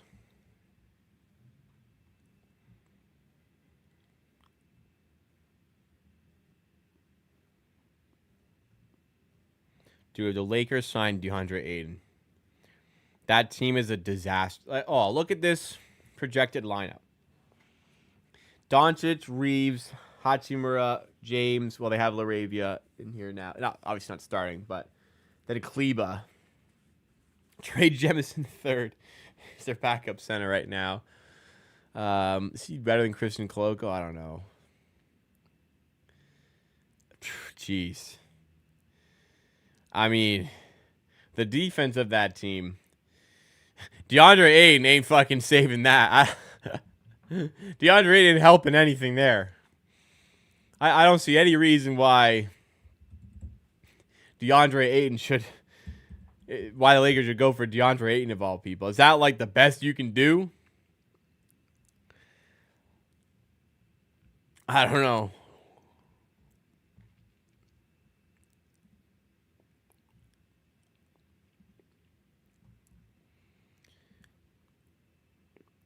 Been saying we should pick up Jericho Simpson's last year. Him or Luka Garza. Okay. Once again, Toronto's problem is not backup center. Toronto's problem is rim protection. Just finding a tall guy who can play center is not a solution. If they can defend the rim, that's what the Raptors want. Jericho Sims doesn't do that. Maxime Reynaud doesn't do that. Luka Garza does not do that. It is not just a simple, like, it's not a positional need. It is a profile need. The profile being rim protector.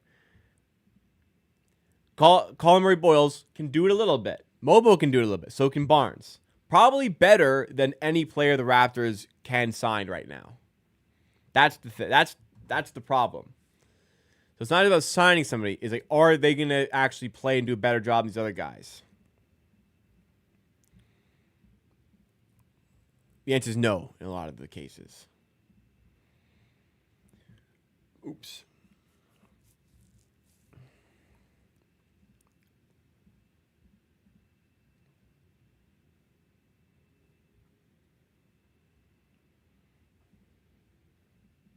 Garza's just like so unathletic, such a bad defender. He's a hooper, but NBA ain't for him. 7 o'clock, hour and a half deep. If you guys are enjoying, please smash that like button. We're on 55 likes. Let's keep it going forward. Hit that like button if you're enjoying. All right, another Shams notification has hit the TL. Trey Jones has agreed to a 3-year, $24 million deal to return to the Chicago Bulls. All right. All right. I mean, yeah, sure. Congratulations to Trey Jones. Doesn't do much for me.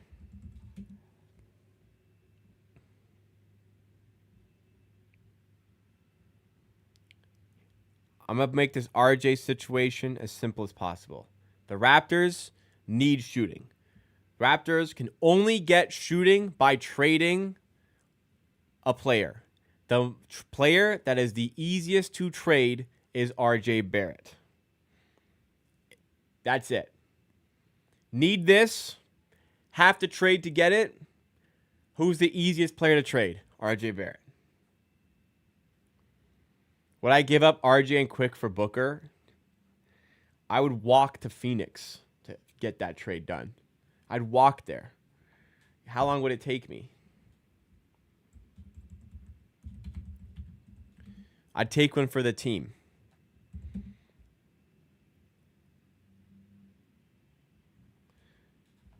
Let me see directions.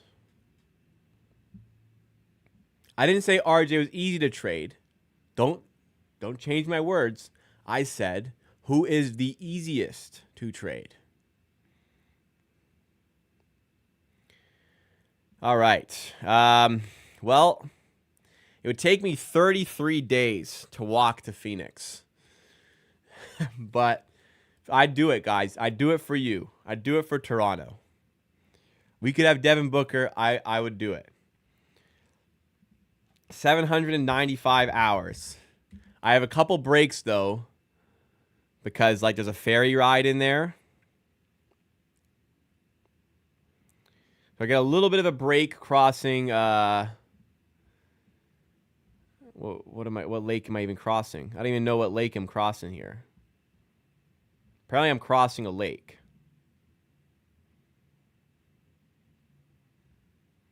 I'd do it for you. That's the kind of guy I am.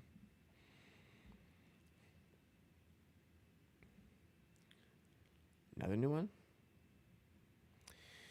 D'Angelo Russell to Dallas. No surprises. Heard this earlier today. 2-year, $13 million deal with Dallas Mavericks. D'Angelo Russell, not a very good player, but the Dallas Mavericks are missing so much in the ball handling department, especially with Kyrie Irving out for what could be the entire season. So, makes sense. Get a cheap stopgap. Cheap guy that'll get you, 2-year though. I don't know if I would have given him 2 years, but $6.5 million, sure. Maybe D'Angelo Russell's worth $6.5 million. There's worse. There's worse things they could have done. Tyus Jones. Is he a free agent? People worry about his... yeah, he is a free agent. His defense is a bit of a concern, and the shooting's a bit of a concern. I like him. Somebody will pick him up. He's a good player. Somebody will pick him up. Yeah, Dallas should have probably picked him up, no? You're right. If you wanted a ball handler, why not just go for Tyus Jones instead of D'Angelo Russell? I probably would have... I don't know. I probably would have done that.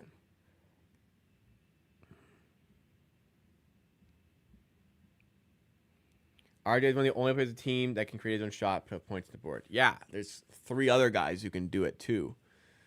And 2 of them are better than him, and one of them is a much better shooter than he is. So, again, easiest player to trade.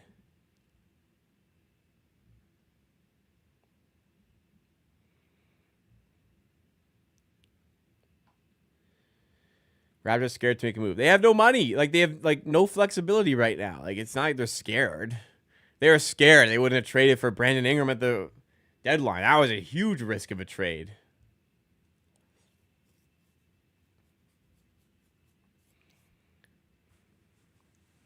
Convinced the Raptors will make a move until they hire a new president. I wouldn't worry about that. The president that comes in is not coming in to make basketball decisions. So, Bobby Webster's in charge, and if he's got a move to make, he'll make it. Bobby Webster's not gonna, put whoever Brooklyn on hold and say, you know what, we like this trade you're offering us, but we don't have a president right now, so we're gonna have to pass. No. Bobby Webster wants to make a move if he wants to make the move. Trade RJ for Claxton in 2 seconds. It doesn't really help us, honestly. Don't think we get much better. I think we get worse, to be honest. Claxton's just super clunky fit with the roster. You have Claxton coming off of the bench. Oh, boy. Okay, hang on. Whoa. Now we got something. Whoa, all right. Denver Nuggets trading Michael Porter Jr. and an unprotected 2032 first-round pick for Cam Johnson. Now we got something. Now we're cooking here. Free agency underway, ladies and gentlemen. Cam Johnson to Denver. Oh, I really like the Cam Johnson fit in Denver. But, man, I don't know. Michael Porter Jr. and a first? Is he worth MPJ and a first? I guess you're getting off of the contract. How much is Michael Porter Jr. making? He's making 40-ish. 38 this year and then 40 next year. Okay, that's a lot. Cam Johnson, I'm sure, is making less than that. So it'd be a major cost-cutting move for Denver, which would free up cap space as well. Let me see. Fucking Cam Johnsons are there. Yeah, wow. They're slashing that salary by 40%.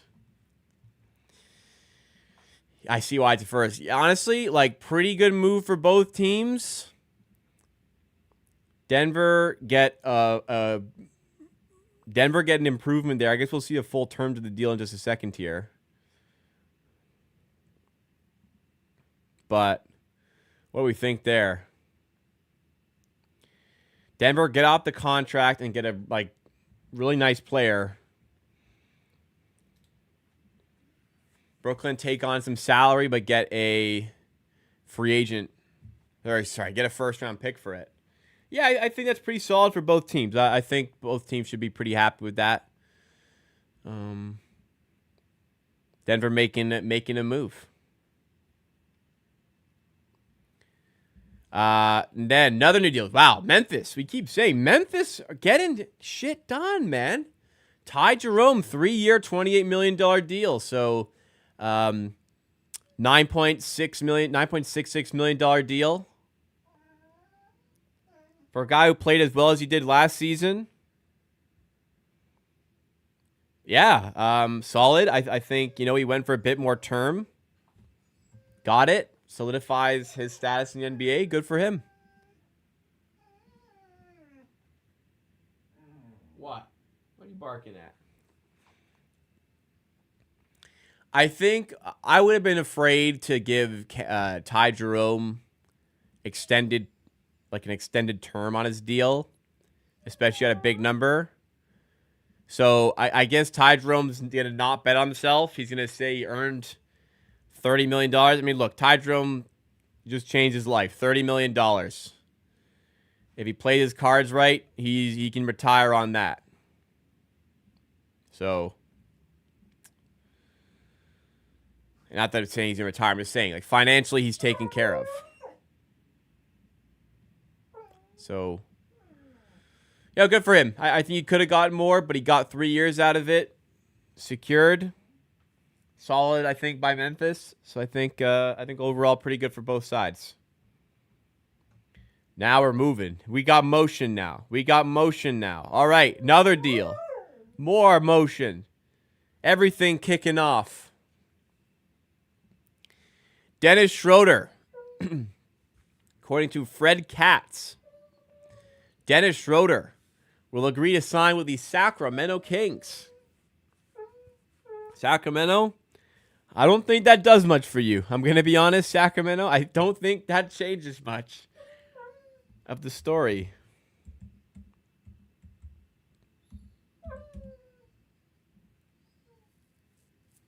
Dennis Schroeder on the way once again. Does Dennis Schroeder have a family? Surely his wife's got to be like, I cannot keep fucking doing this, Dennis. Whoa, man.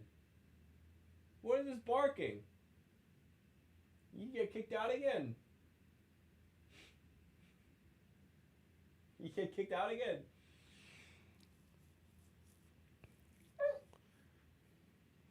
Dennis, who knows if he'll be a Sacramento King by the trade deadline. You're right. Fuck, I think my dog may actually have to go out. Dennis Schroeder indeed has a wife. Dennis Schroeder has 3 kids. I mean, they must just have home base somewhere, and he just travels for basketball. I mean, I feel bad for him, but he's also making millions and millions of dollars for his family. He can retire happy and spend time with him then. I mean, kind of sucks, but also he's probably got his family locked down somewhere, and he just is able to just sign for whoever and take the biggest bag. Who knows? Maybe his family's in LA. Maybe his family is in LA because he played for the Lakers for a bit. I don't know. Maybe they moved to Toronto with him, but since then he's been moving around. Yeah, I may need to take the dog out quick. I don't want to miss anything crazy though. Man, imagine I'm out for a walk when RJ Barrett gets fucking traded.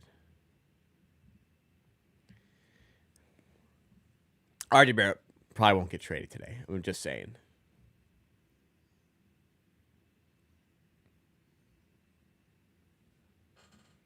IRL stream. Well, I'm not going to end this one, so I can't. Kevin Porter Jr. Don't be my team. Please don't be my team. All right. Yeah. I'm going to have to take. All right. We'll go for a walk. You gotta go potty? We'll go quickly. Kevin Porter Jr. somewhere. 2-year deal to return to the Bucks. Okay. All right, guys. I'll be back in like 5 or so minutes, maybe a little bit more. I got to quickly step out to walk my dog. Don't go anywhere. While I'm gone, please make sure you've hit the like button and subscribe to the channel. I'll be right back, guys.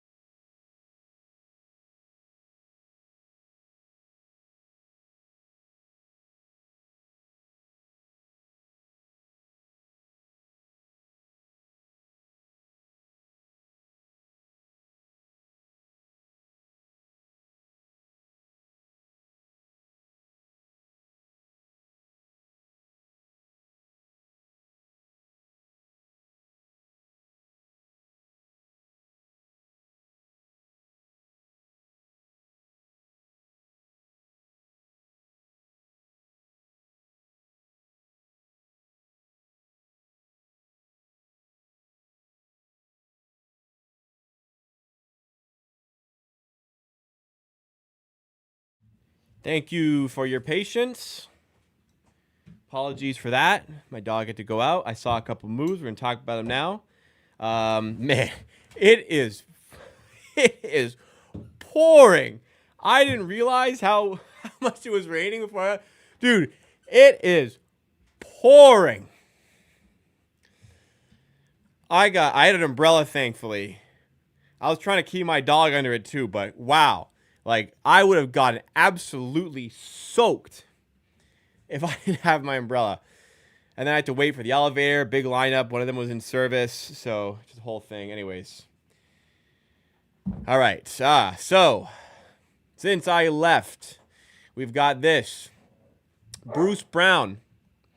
Sorry, my dog is angry because she doesn't like being wet. Dumb. But yes, my dog does not like being wet, and she gets angry when she's wet, so she's going to bark a little bit. Bruce Brown, 1-year deal to return to the Denver Nuggets. Happy for Bruce Brown, gets back to a winning situation. No information on the amount as of yet. We've got Kevon Looney, 2 years, $16 million deal with the New Orleans Pelicans. The Pelicans, who have Yves Missy on their team, by the way.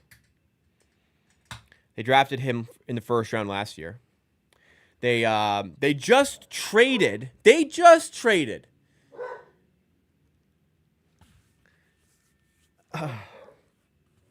A unprotected 2026 pick to trade up for Derek Queen, and then still sign Kevon Looney for I would describe this as an overpay.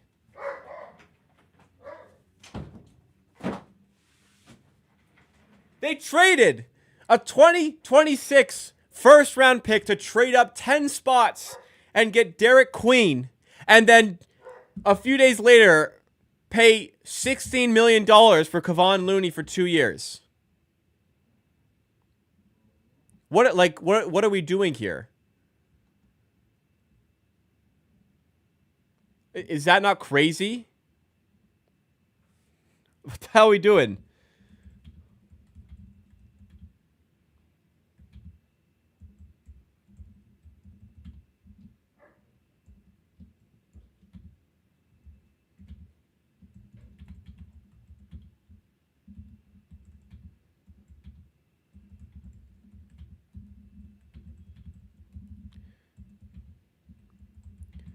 Is that not crazy?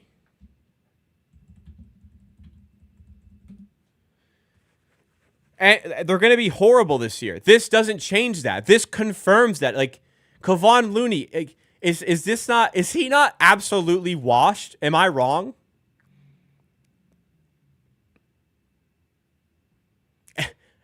Am I not wrong? Like, wasn't he struggling to stay on the court last season? Yeah, Boucher has to be a Nugget. I agree.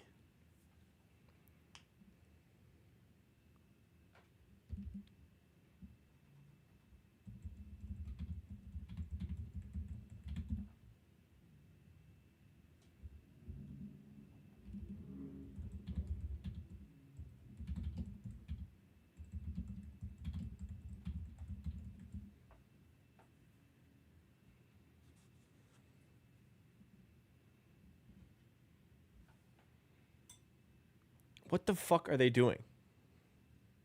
The Pelicans. Wow. How bad of a spot is that? They are going to be one of the worst teams in the NBA and don't have their pick this year.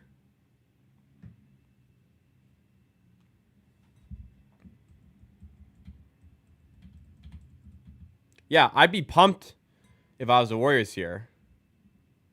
I'd be really happy to get off Looney.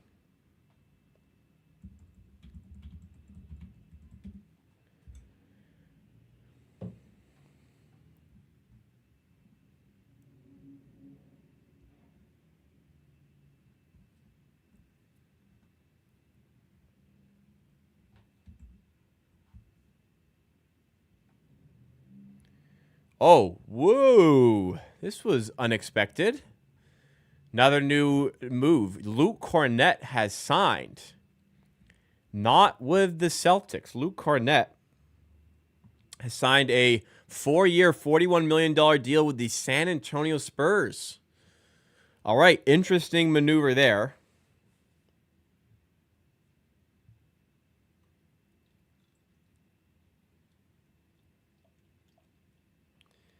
Spurs get some backup center depth. Some center depth. I mean, some lineups will probably have Cornet alongside Wemby. I don't hate it. It's not super expensive. Solid, like, rotation guy. Looks like a solid... I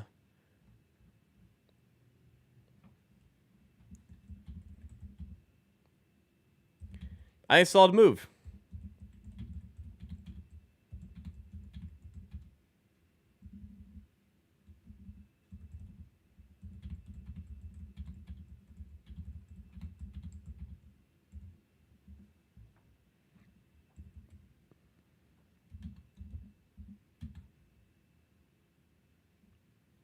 I don't know what the hell's going on with the Pelicans. 3 horrendous moves, man. Not 3, like a couple horrendous moves.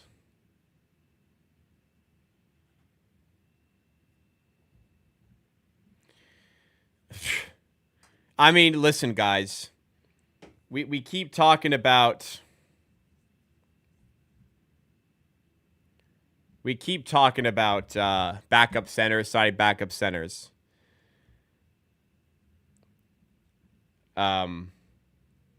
If the center market is paying Kevon fucking Looney $8 million a year for 2 years, we're good. We'll manage with what we got. Like this is the like, you want to talk about minimum signings, like. Look, Luke Cornet, sure. Like I just said, fine backup big, sure. Fine, like, rotation guy. $10 million a year. Like, we're not even sniffing paying a guy $10 million a year. This is the level of the center market in free agency. There's just absolutely no way we can afford a center of any quality whatsoever. Like, Kevon Looney would probably fall out of rotation for the Raptors this season. Luke Cornet, like, as much the Raptors aren't this, like, outrageously good team. They're not. They're a fringe playoff team. Luke Cornet probably isn't cracking the rotation on a night-to-night basis when when everyone's healthy. And they're both way out of our budget right now. There's just no way the Raptors can afford to do any business for a center that'll provide any value. Like, the type of center we can afford is Bruno Fernando. Finally can take a sip. You know, I thought my keyboard. So I didn't get a new keyboard, but what I did was I changed the switches on my keyboard to make it really quiet. So the spacebar is a bit loud, but much quieter than this is what the keyboard originally sounded like.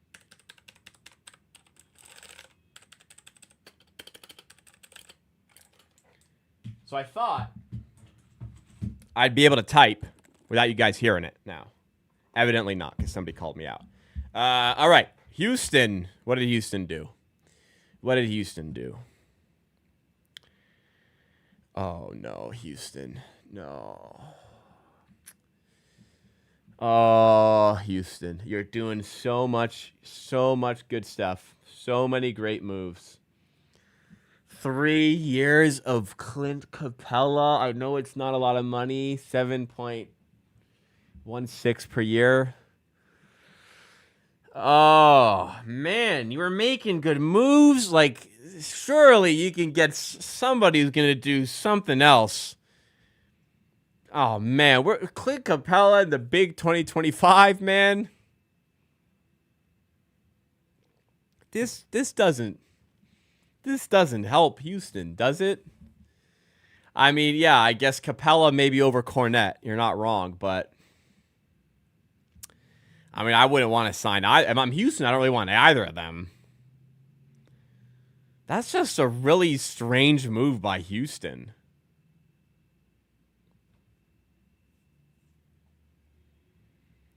Like you've got man, you've got other issues.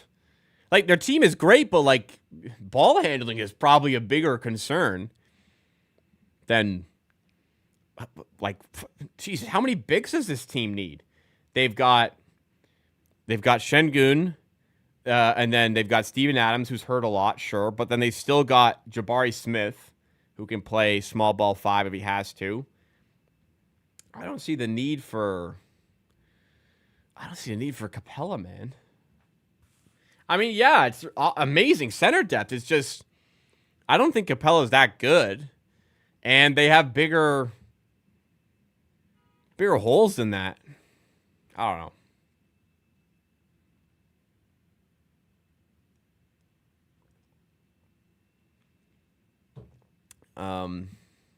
Rebounding though, Christ, this team is going to outright rebound every team into oblivion. I guess they're just putting all their, they're going all in on rebounding, which might work. I don't know. A trade, I don't know. Like they brought back Steven Adams, they've signed Capella. I don't really see like why they'd trade one of them and then they're not trading Şengün. All right, Karis LeVert, 2-year, $29 million to the Pistons. LeVert had I did not rate LeVert, but he had a pretty good second half of the season. So earned a bit of a deal, earned a bit of money there. Play for Pistons, solid move for LeVert.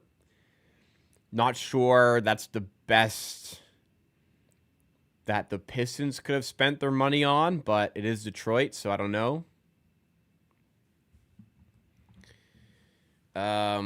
Yeah, I'm not sure this team needed. Yeah, Jeff Green is. I'm really not sure they needed Capella. Strange one to me, but they're gonna dominate the glass every night. I think that's what they wanted. If Fred wants to heat check 18-second shot clock, it doesn't matter because they're gonna get the miss. Houston gets CJ. Well, CJ's on the minimum, sure. CJ's a little washed, but for the minimum.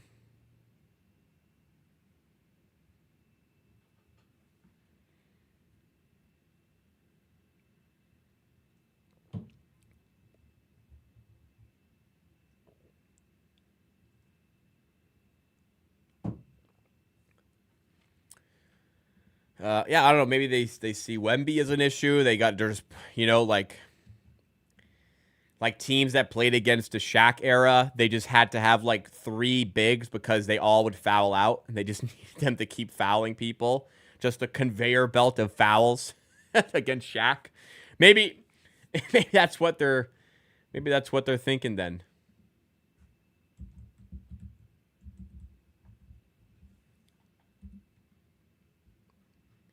Hawks traded Hunter and didn't get much out of it. Yeah.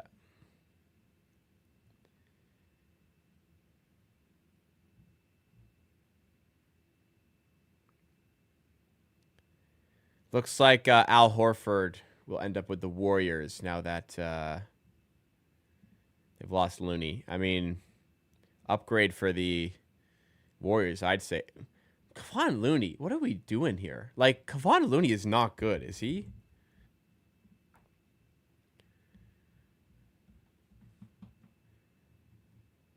Jeez, man. Like, he's pretty washed, no? He's only 28. My God. I don't know. He seems pretty cooked to me. Like, Quinton Post was starting over him a lot of games. I don't know. Steve Kerr was on one last year. I don't know. I don't think Kevon Looney's a solution, especially to the Pelicans, who just gave up way too much to draft Derek Queen, and then also already have Yves Missi from last year's draft. I don't understand. I do not understand what is going on in New Orleans. Houston should have went after Lopez. See, at least that would have made sense because you got some more spacing. But yeah, I don't know. Capella didn't. I don't know. I don't think. I don't like it. Nuggets, by the way, get Bruce Brown. Apparently, it's coming out as a veteran minimum contract for Bruce Brown. I mean, great move by the Nuggets. Hey, man, Bruce Brown gets to go back on the ranch, gets to play next to Jokic, play some winning ball again. Are Toronto the only team in the luxury tax who aren't actually a playoff team or contender? I'm not sure. I promise you, Fields Goodman, they will not be in the luxury tax when the season starts. They will not be in the luxury tax. Better call Christian Wood. Better call Christian Wood. Tell him to stay on his fucking couch because we're not signing you.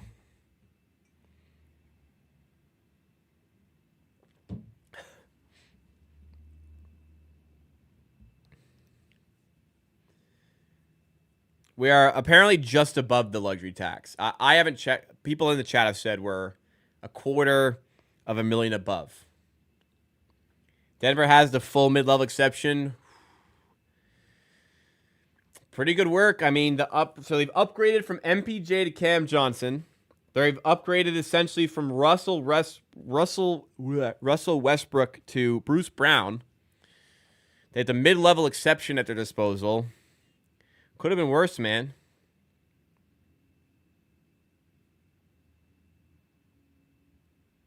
Toronto's best fit may actually be Malik Williams. It actually isn't. Like, it's not. There's probably a very long list of people I'd rather get them. Like, Christian Wood would be above Malik Williams for me.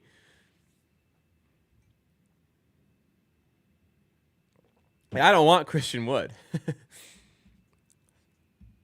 I'm sure there's other centers in the G League that are better than Malik Williams.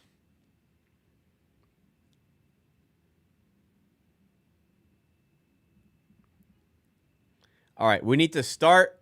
We need as a community here. We need to stop saying we need a backup 5 and start saying we need a backup rim protector, because those two aren't the same thing necessarily. We need to stop our fixation on a center. Center. We need a center. We need a backup center. We need rim protection. Because all the centers in the market right now are far inferior as rim protectors to Scotty Barnes and Colin Murray-Boyles, it seems. And probably still inferior to Jonathan Mobo. We need rim protection. There are a lot of centers like Maxime Reynaud, who people have harped on about, Christian Wood, who's been brought up. There are a lot of centers who cannot protect the rim. A lot of good centers, like Karl Anthony Towns. Great center. Cannot protect the rim. Now, I'd obviously take Cat and wouldn't worry about the defense. But, like, you can't just sign any old fucking 7-footer off the street and say, yeah, he's tall, he's protecting the rim. That's not how it works. Not how it works.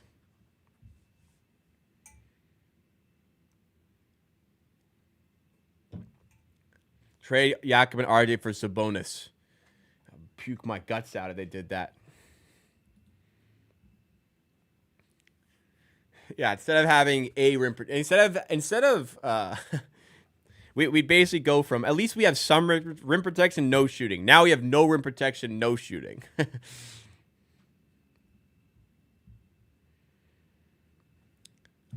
Yeah, Malawatch would have helped, but they like Murray-Boyles more. We gotta once again, we gotta sorry, I saw something funny.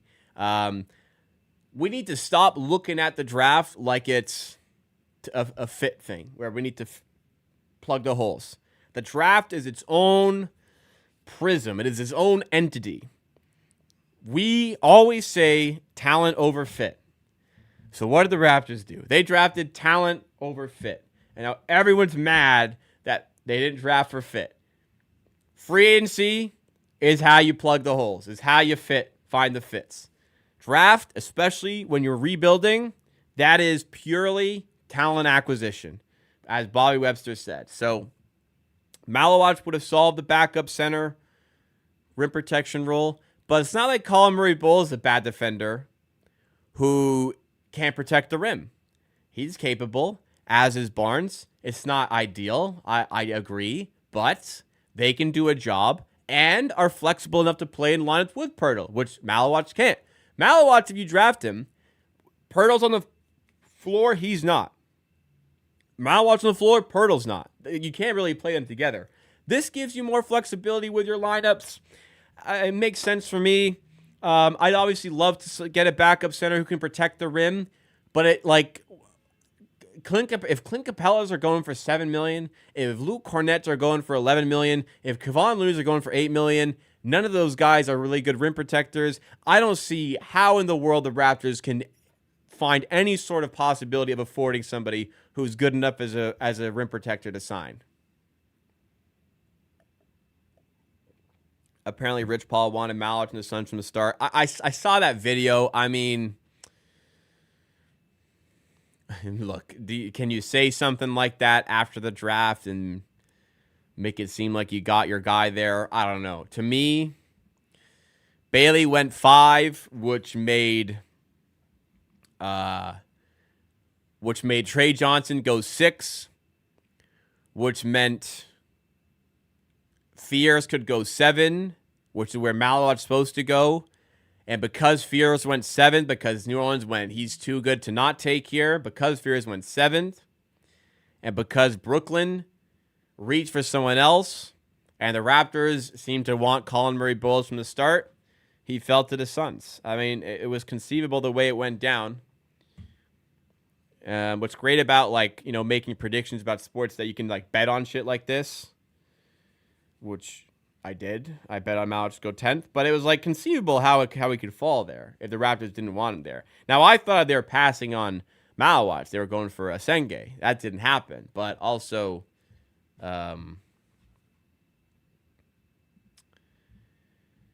it seems like they wanted Murray-Boyles from the start, and Senge also wouldn't fix the need, the gap in backup rim protection. Perimeter defense, I don't think is going to be much of. Perimeter defense doesn't seem to be a huge issue, I don't think, for the Raptors here. Perimeter defense is far from the biggest issue with the team. Spacing and rim protection are a big deal. Spacing is much more important right now. The Raptors have no spacing. Again, Pirtle's a fantastic rim protector. Barnes is good. Murray-Boyles seems to be fine. Mobo will be okay. There's enough to fill the void there. There's no reasonable way I can see this team figuring out the spacing. That's got to be the priority for sure.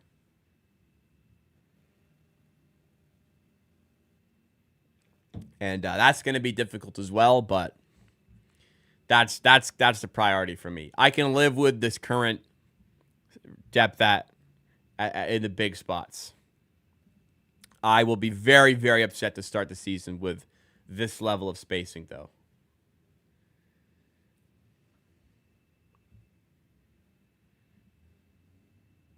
What does Boston do center rotation-wise? I don't know what is going on in Boston. How are they just going to build a championship team out of nothing again next year? Right? They made a ton of moves. It doesn't happen overnight. When Tatum comes back, what are they doing?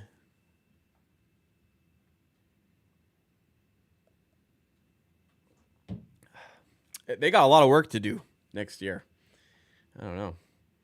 Have I tried Wendy's Taki Chicken Burger? I have not. I didn't even know it existed. What the hell is that? That's not even a real thing, is it? Oh, Takis. Oh, Takis like the chip. Okay. Wendy's Taki Fuego meal. Oh, man. I don't know. That doesn't look super appealing to me. I'm going to be honest. I'm more of a creamy sauce with my chicken, not as much the savory of a cheddar. So, ugh. I don't think I'm going to try that. And listen, I eat disgusting fast food, but that for some reason that wasn't doing it for me. Have you tried it? Is it good?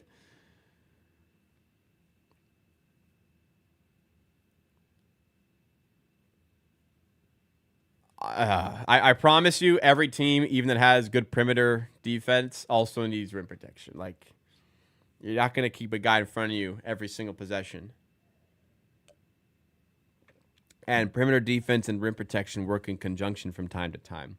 It makes each person's job easier.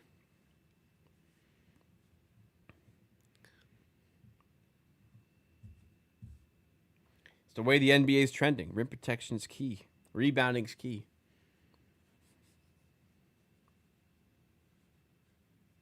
Are we getting one? Probably not. How's it cooked? We got a whole off season to go. I said when we started today, we're probably not going to do anything today. And we're only 2 hours in. Like, we could still do something today. What I think the Raptors will do if we sign anyone,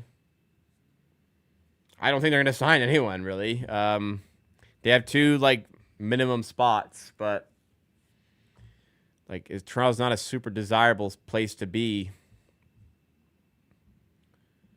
on a vet minimum. You know, you probably want to compete for a chip.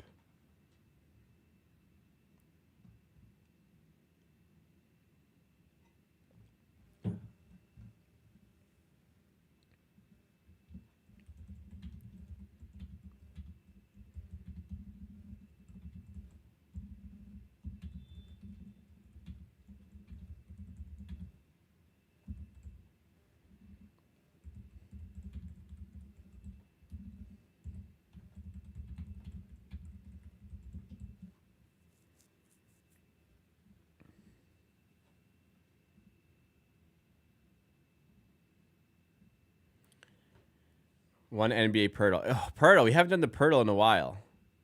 Should we get back on?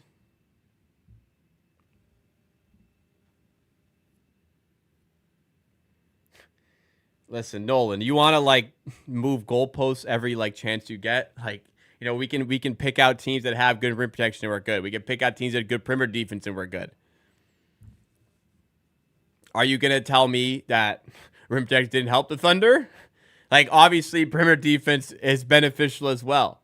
We have a fair amount of that. We are lacking with enough backup rim protection. I don't feel like we're lacking as much on the perimeter. I would rather sort the thing that is the bigger need. It's not fucking rocket science. Like, if one team does something successful, it's not like every team has to copy. And, like, again, like, yeah, the team that has Isaiah Hartenstein, Chet Holmgren, they were clearly concerned about their bigs as well. They had Chet Holmgren already and then broke the bank to sign Isaiah Hartenstein in the offseason. Like, they clearly identified a need for that position as well. Every team needs that sort of position to be solidified.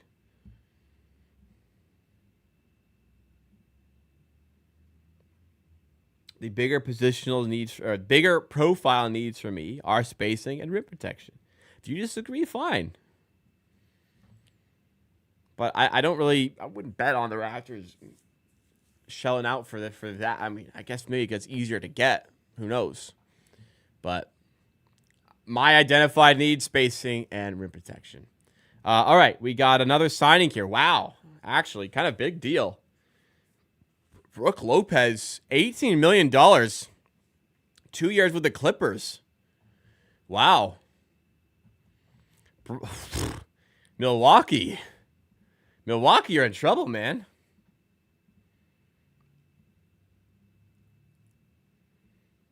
What? I don't know. I mean, $9 million a year is, I think, pretty fair for him, but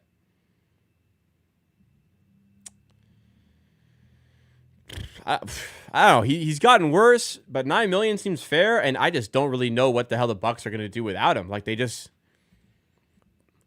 low on money. They were low on money. I don't know if they could afford him, but I don't know who else they're going to afford to replace him. Like, that's a big deal. A center who can space the floor a bit for Giannis. I don't know what they're going to do instead, Milwaukee. What? I mean, does Giannis start to think, what do we do? Barnes a very good help defender, shot blocker, just needs more help. Yeah, that's what I'm saying. Like, there's enough of a stopgap there where I think like spacing would be the bigger area of concern for this team. And rim protection right now. I mean, I'd like it, but there's nobody they can get that's going to fill the void enough to like warrant paying them. So I'd say ignore the backup rim protection, kind of manage with Barnes, Murray Boyles, and Mobo doing it, and obviously Pirtle, and try and correct the spacing because like, you're just not like you've invested all this money in the offense. You're not going to get nearly enough out of them unless they've got space to operate. Bobby Webster needs to stay our GM at all costs. Well, they've extended him. I believe he's got 2 more years. Giannis at 5. That's not ideal, though, is it? He's much better as a 4. Agree to disagree. Sure. But, yeah, the biggest thing right now that needs to be addressed is the spacing. Agreed. Do I think the Bucks are forcing Giannis' hand by not signing players?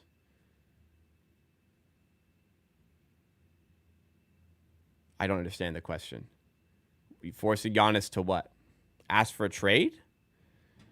Oh. Okay. So I think Antiveria is saying the Bucks are cooked.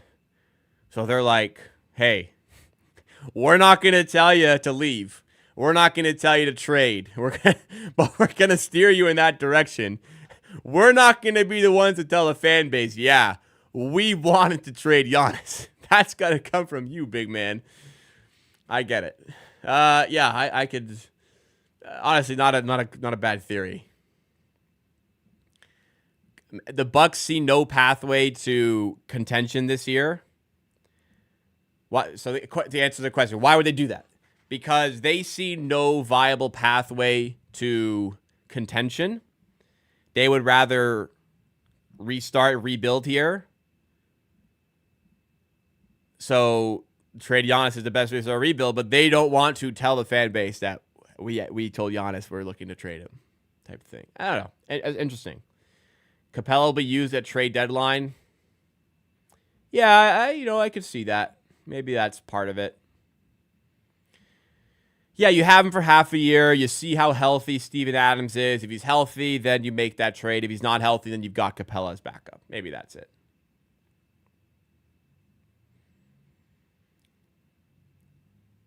I mean, Lopez's backup for Zubac is a pretty interesting move. A lot of size for the Clippers. Giannis trade just became a little bit more likely.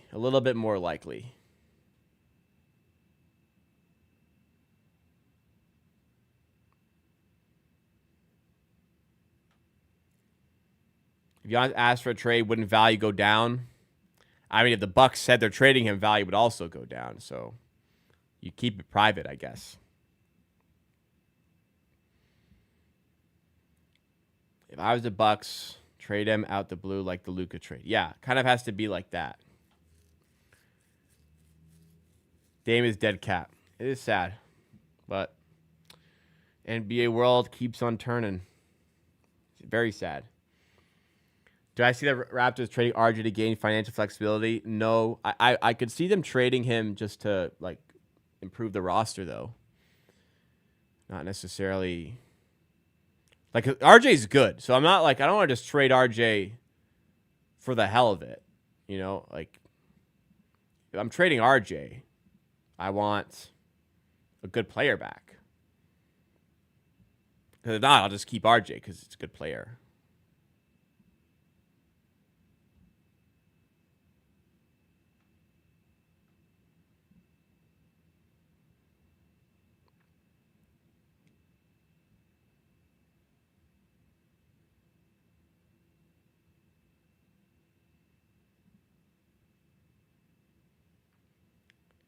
Problem with the Bucks, they have over $100 million invested in 2 players. New CBA. Make sure that going forward that doesn't happen. Well, the roster aged out a little bit. They gave up a lot for Dame. Dame got hurt. Just and when your second best player and one of the best players in the league gets hurt, it just Yeah, it's tough. Puts you in a bad spot. The new cap constraints, yeah, makes it really difficult for team building. It happens. It happens. I don't see RJ having very good value to most of the teams in the league. I agree, which is why I've maintained from the start, I don't think he'll get traded. I think he'll be a Raptor next season. I've talked a lot about trades around RJ Barrett because that's where any trade starts with the Raptors. But again, I've maintained from the start, he's probably not going anywhere, and we'll start the season with him. Would I accept a salary dump plus 1 first-round pick plus 2 second-round picks for RJ? It depends what the first-round pick is, but not sure. I mean, you probably just want a third team in there and get a player because you don't really need those picks. I mean, I guess you could save him up. You could start like somebody else. Depends on the team, to be honest. If the Bucks kept Middleton, no Dame Achilles pop, well, it's the butterfly effect. Who knows what would have happened?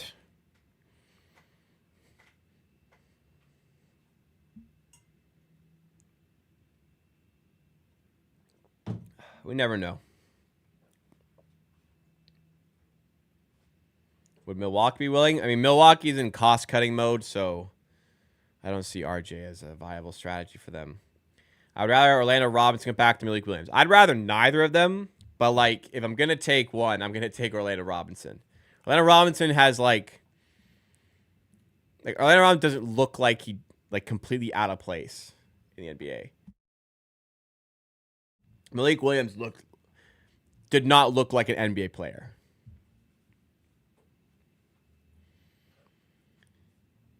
RJ played up his value this season by being the most consistent, arguably best contributor all year. If anything, you trade RJ while his value is decent.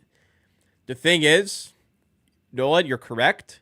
However, RJ played as well as he did, and teams still aren't super interested in him because the style of play is just not conducive towards is winning the right word? Imagine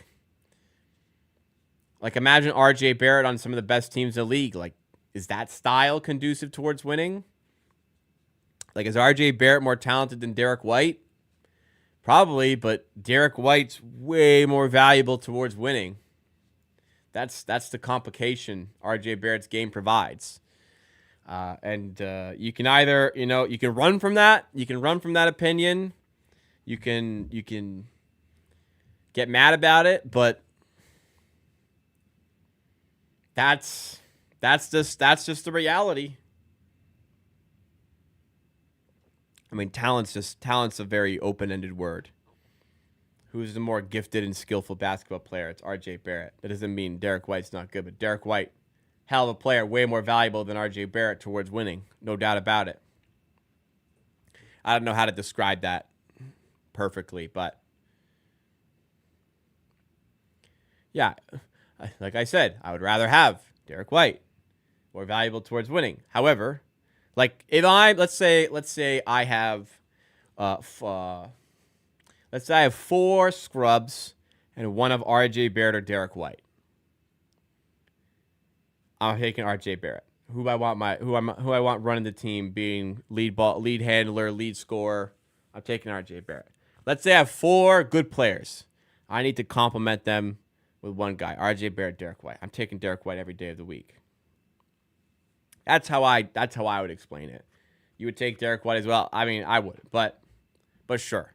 That's how I explain it. That's how I'll explain it the best I can. If RJ Barrett scored 21 points per game, he's making $27 million. That's not a ton in today's NBA, and we're still struggling to find interest for him. It's just a style of play. If you can't shoot the 3 ball consistently, and you can't play really good defense, you're just going to struggle to find really good teams that want you. Doesn't mean he's not a good player. He is. It's just that's tough. That's tough to fit into a winning roster. That shouldn't be a hot take either. That should just be accepted.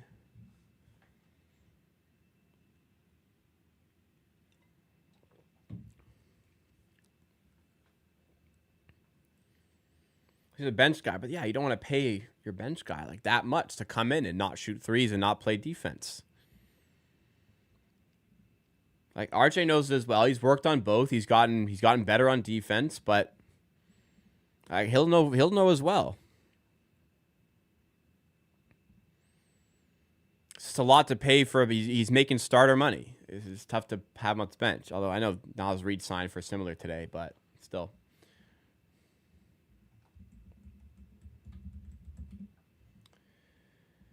You argue RJ is more talented in the sense the potential ceiling was supposed to be all NBA. Yeah, I guess. Just I don't know. Maybe it's not a perfect way to describe it, but hopefully you understand what I'm saying when I'm trying to describe RJ Barrett, his connection towards winning versus his talent. Like, you know what? Yeah, you know what I mean. He 21 point per game player, pretty like. Definitely not inefficient either. Struggling to generate trade interest. Like,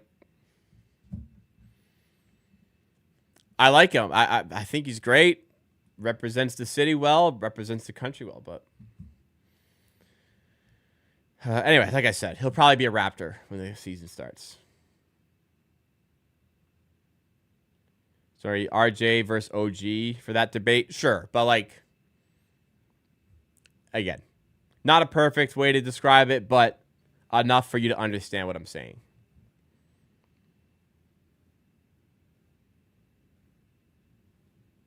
RJ is a guy making less than $30 million a year, putting up over 25 and 5. You don't think teams see value in that production versus contract?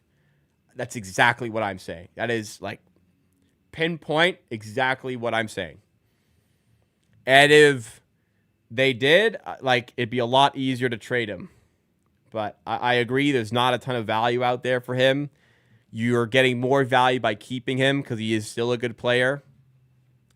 But that's exactly what I'm saying. It's just teams that are trying to build. Like, RJ Barrett's play style is that of your top guy. He is not good enough to be your top guy if you are a contender, if you are a consistent playoff team. He just is not. He just is not, unfortunately. And he doesn't have the skill set of a player that can scale back their role and continue to be very effective. So, like, not as good as him, but like Aaron Gordon on the Denver Nuggets. Aaron Gordon on Orlando. Much more lead role, higher scoring, higher usage type of guy. But goes to Denver, scales back his role. He becomes way more valuable with the Denver Nuggets as a player in a lesser role than he was with the Orlando Magic because he's a very good defender. Now, he can't shoot very well. He did in the playoffs, but he's not a fantastic shooter. But the defense is enough that makes him much more valuable when his role is scaled down like that.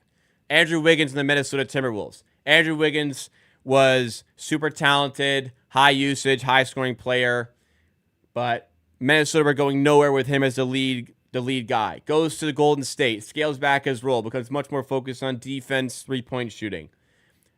Instantly becomes way more valuable as a player. They have those skills to scale back. RJ Barrett doesn't have that right now. Like, if he develops it, then great. Like, what an amazing player that the Raptors have. But it hasn't come yet. He's still very young. He could do it. He talked about it in his postseason press conference. He needs to work on shooting and defense. That's great. If he gets better, like, we've got to steal the player. But until we see it, we can't really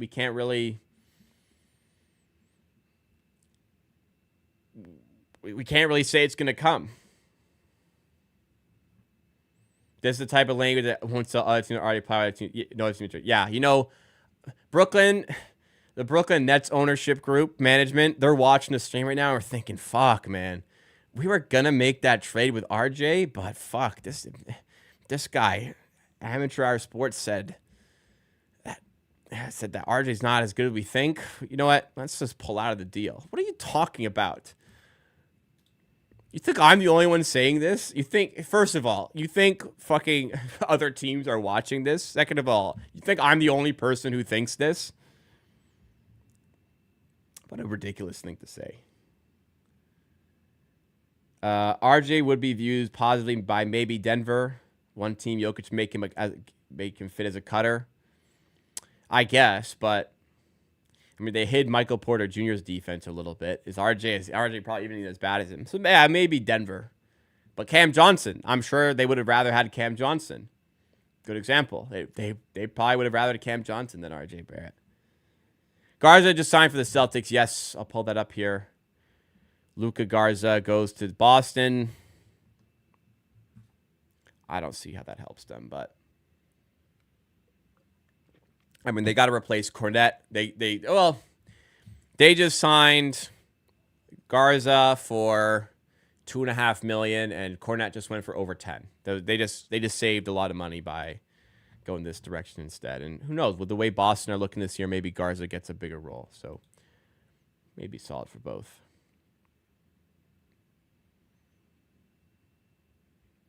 Atlanta, Minnesota, active conversations on a sign and trade for Nickeil Alexander-Walker. Interesting.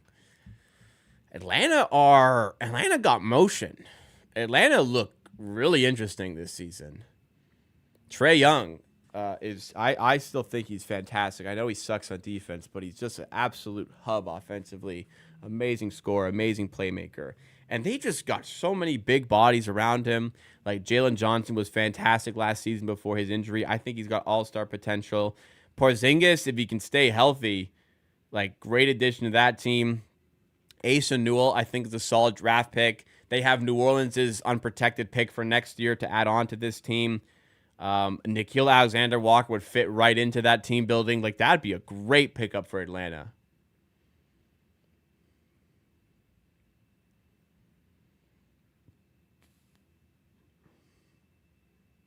Grogan joining us. What is going on?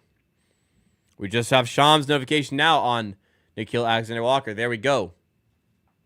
What have you missed, Grogan? Biggest thing was probably MPJ and a first traded to Brooklyn for Cam Johnson. No, nothing Raptors related, which is not surprising, but that's it. Anyways, on the Nickeil Alexander-Walker, 4 years, $62 million deal with the Atlanta, plus a player option and trade kicker. That's like a pretty friendly contract, no? Like 15.5 a year with player control as well and a trade kicker. Hey, congrats to him. That's $62 million. I don't know. I think he could have gotten a little bit more, do we think? All right, Jake Fisher, truther in chat, Phoenix.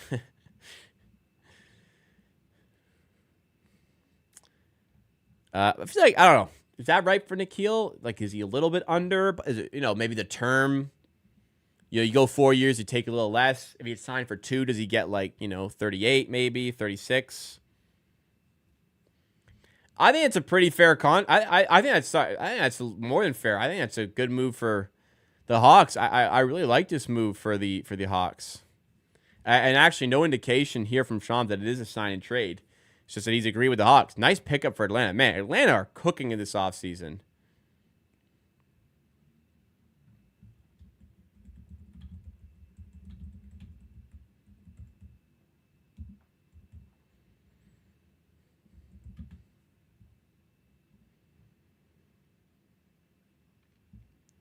Do I think Austin Reeves made the right decision to decline the Lakers offer? Yeah, he's worth a lot. He's going to get a big contract. With the East being relatively easy this year, makes sense. Teams like Hawks are going for it. I don't even think they're really going for it necessarily. Like, they haven't made this ridiculous trade. They're just making smart business moves. Like, they got Porzingis for not a lot. Really nothing. Nickeil Alexander-Walker is a free agent. I mean, the nice move with the Pelicans, they trade back 10 spots and now have, they might have the first overall pick. They're gonna have they might have a top 5 pick. That what is that gonna be? The Pelicans pick they're getting this year is gonna be minimum 7th. The worst that Pelicans pick will be next year is what, 7th overall? That's quite a move, man. Phoenix just tagged me in this 2012 tweet. Raptors have agreed to acquire Rockets guard Kyle Lowry for Gary Forbes and a protected first. Tell ya, Raptors probably didn't like that when it went down. Whew. Time flies. July 5th, 2012. Free agency 2012. That's where we're at. Long time ago. Looks like the Giannis watch is quiet for now, but all eyes be on the Bucks for the next few weeks. Well, Grogan, if you missed it, Brook Lopez is actually signed with the LA Clippers today. So that is a huge loss for the Bucks and for Giannis wanting to be there and succeed.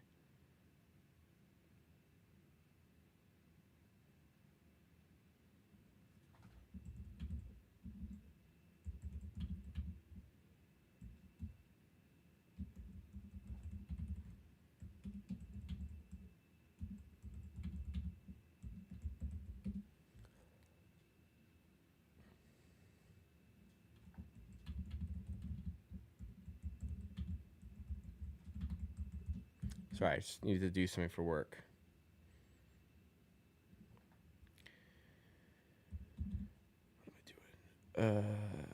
Sorry. Lobo was a huge part of space, to be honest. They're going to feel missing for sure. Yeah, that just like, who are they going to replace him with? Like, you see the center market. Like, Luke Cornett signed for more than Brook Lopez. So, how are they going to replace him with any quality in that position? Yeah, Hawks roster's that. I was just saying, the Hawks roster's nasty. They're going to be... They're cooking, man. In a weak East, too, they are absolutely cooking right now. And it's a big team too. They're going to be tough to. They're going to have a good defense, I think, even with the even with Trae Young, who is very much not a good defender.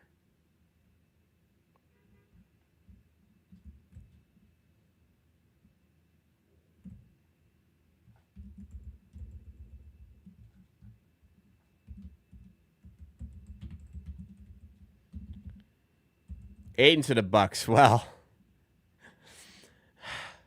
yeah, you know what? Maybe. Sorry, I don't know if that's actually happened, but honestly, the situation is dire enough that might be the recommendation.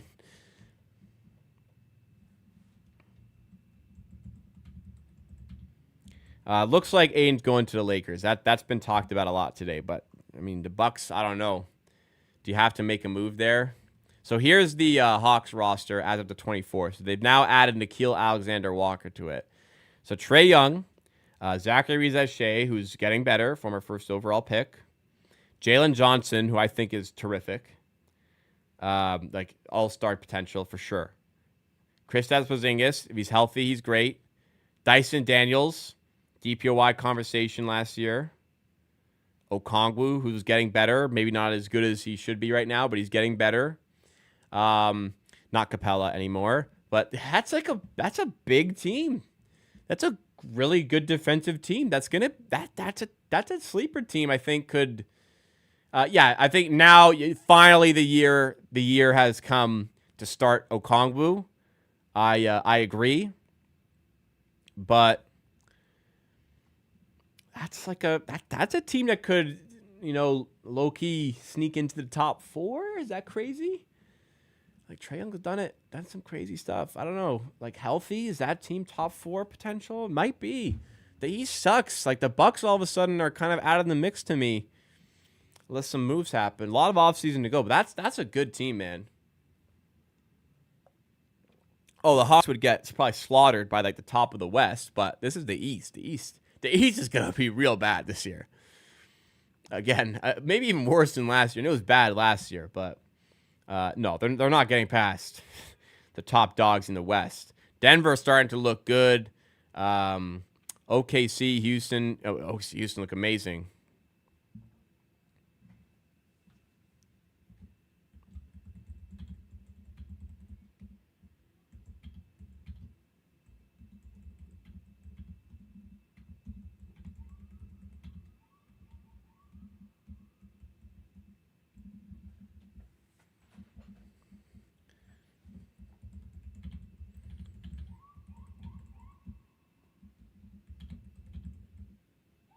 Sorry, work.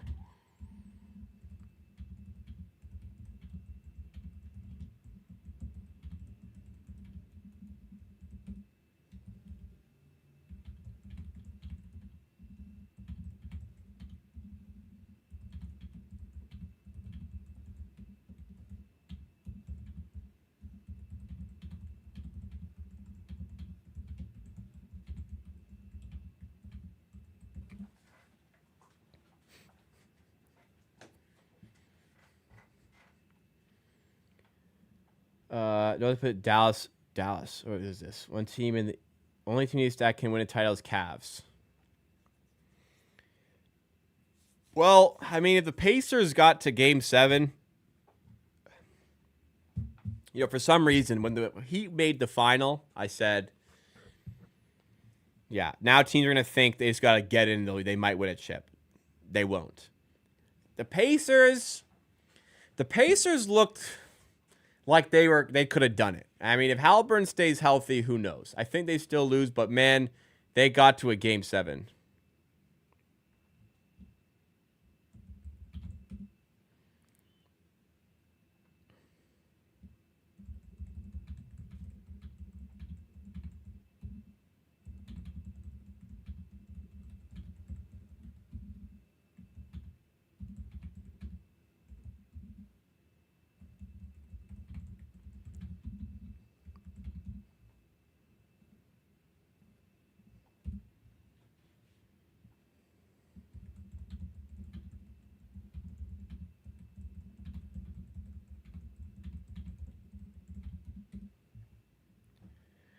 Sorry, the work thing I'm figuring out. That's why I'm typing a lot and not reading the chat. Trey old.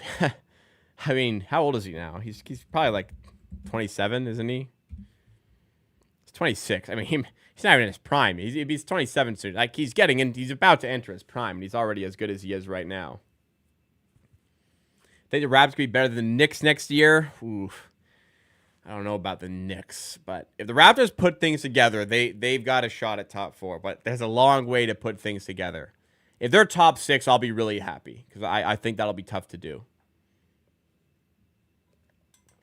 Genuine question: are there any players still left on the board, whether it be free agent or trade, that could genuinely help the Raptors compete with these other rosters in the East?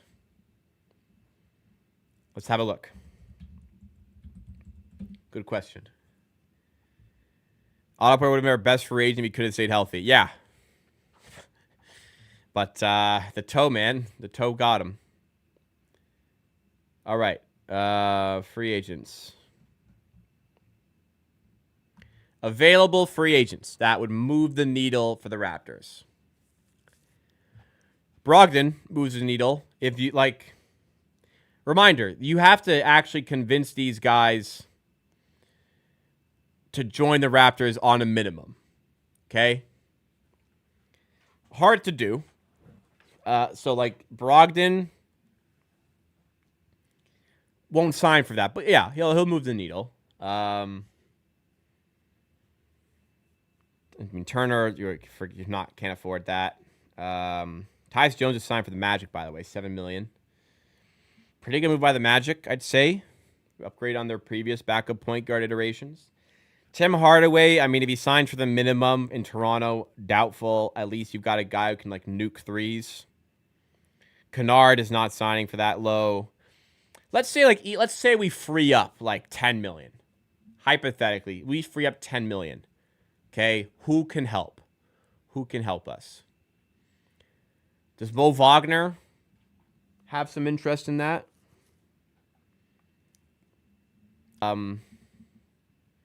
Gary Payton, GP's too. I mean, Gary Payton II.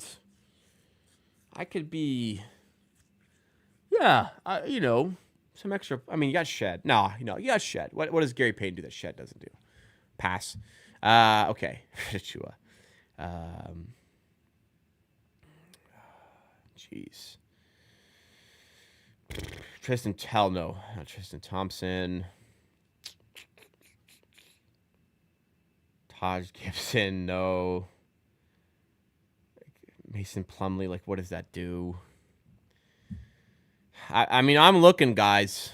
You feel free to tell me who I'm missing, but I'm only looking at centers. Okay, I've been looking at centers. No center moves the needle here. There is no need to sign any of these centers, other than maybe Mo Wagner. But even then, I'm like spending money elsewhere. Like, who could actually help the Raptors from here? How much is Dougie McBuckets making? Because, like, hey, could I get McDermott to shoot a ton of threes for the Raptors? Maybe. Spencer Dinwiddie alleviates some point guard constraints. He can, do a bit more shooting. But, like, I don't see why he would sign for Toronto over any other team. Burks is pretty cooked, but, like, at least there's some shooting there. Like, Alec Burks on a minimum. Alec Burks on a minimum is maybe worth a shot. Eric Gordon on a minimum, but he's going to ring chase. Tyus Jones is signed for the Magic. Quentin Grimes is going to be making a lot more than that. Jesus, we're in like Damian Lee, Jay Crowder, Talen Horton-Tucker territory here.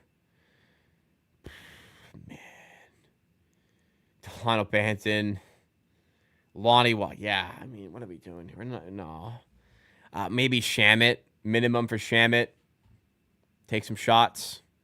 But, like, these guys aren't even cracking rotation. Like, some of the guys I'm saying, they're not even going to crack the rotation. So, like, I think the answer to the question, does anybody genuinely make a difference? I think the answer at this point is no. There's nobody the Raptors would sign that would genuinely make a difference this season to me that they could sign.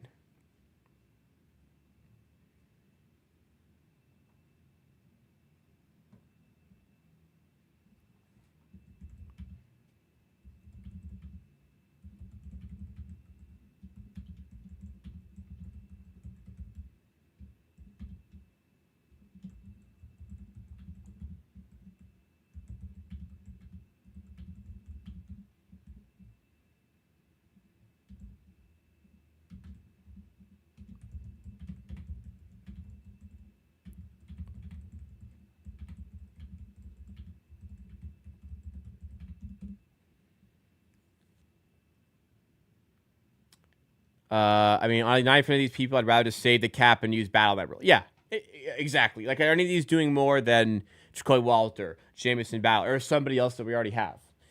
Not enough, maybe Battle, but, like, not enough for me to say, like, I'd rather go this way. Like, Battle had a pretty good year last year, shot the ball well, is, like, a solid, like, actually statistically looked like a solid defender. So, yeah, I agree with you.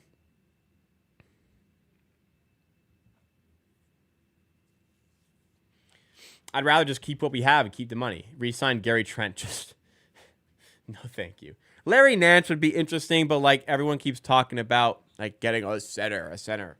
Not like Larry Nance. I mean, there's some rim protection there. He's better than Mobo, but like, do I want to take away minutes from like Mobo and Murray Boyles for Larry Nance? I don't think so. I don't know how good is Larry Nance. He's pretty good, I guess, but. Is that how much is that moving the needle type thing? And we have to free up cap space to get him, I think. Seems like a hassle for Larry Nance Jr. Overseas. You can't just sign a player overseas, though. They have to...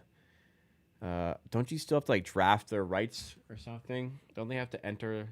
You can't just, like, join the NBA. Unless, like, Nando DeColo wants to... wants to suit up again.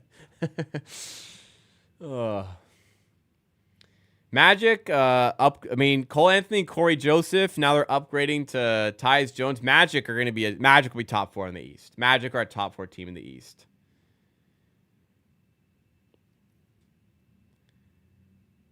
Yeah, I mean, that team was already like okay, and they got Desmond Bane, now Tyus Jones. It's gonna be good. Oops. Jordan Clarkson finally, Jordan Clarkson got bought out. Does Jordan Clarkson finally come to Toronto after all these years? Hey, you know what? Maybe Jordan Clarkson on a minimum. Does that move the needle? Maybe a touch. Signing Ayton's bad. I wouldn't worry about Ayton. The answer, they can't sign Ayton because he's going to be too much probably. Well, actually, no, because he's bought out. Maybe they could afford him, but I don't want him. I don't want him. I like the Raptors' current guard depth. I want to see them with a healthy season next year. Well, we're all hoping for health. Hopefully. All this time, big protective rim. Ulrich Shamshay. Ulrich Shamshay, I mean, maybe I'd rather play him than, like maybe Thomas Bryant. I don't know. Must be sunny. Thank you. I'm glad you like the channel. No need to put down other channels, though. Just, you like the channel. That's all. We don't need to roast anybody else.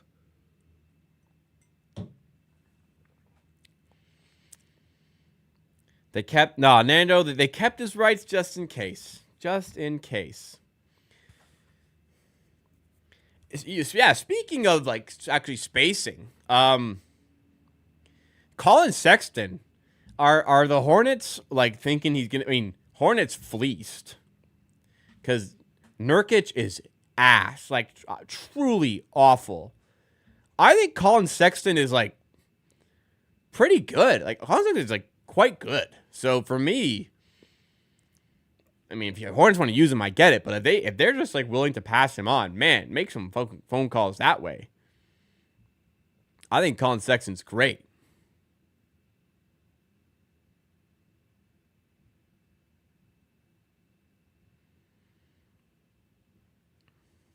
I think Murray Bowles plays sufficient play time. Yeah. 9th overall pick, they like. He'll be in rotation. Should be, at least.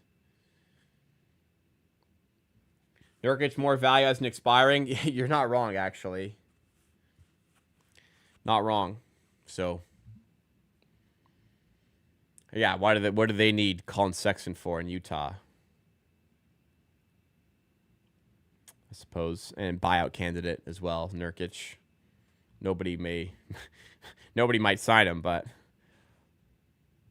maybe the Suns. They need to. Actually, no, they got 2 centers now. So maybe not Suns. Oh, no, the Hornets. The Hornets kind of need a center now. They traded away Mark Williams and Nurkic. They don't have a center. They do need someone to play the center, don't they? Who did they draft? Yeah, they drafted Knipple. Yeah, they need a center.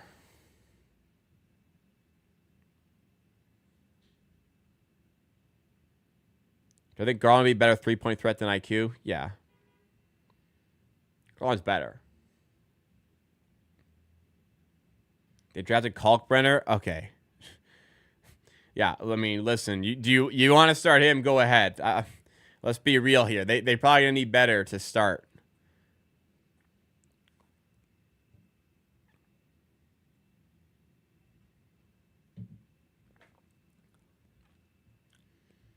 Feels like the Raps are building a good defensive team with solid bench starting 5, waiting for that superstar to show up. Yeah, they're waiting on a superstar trade. They've got all their picks. Building a bit of a defensive-minded team, hoping to coach the 3-point shooting along the way. And they've got a chance to make a big splash with their picks. Maybe they'll develop one. Who knows? Sexton's really point guard. No, but really good floor space or really good offensive threat. Like, Sexton better quickly. I didn't say that. No. But Sexton's very good. Like, having Sexton off your bench would be fantastic. Sexton's good. But he can handle the ball a little bit. Backup. Man, Sexton coming off the bench would be amazing.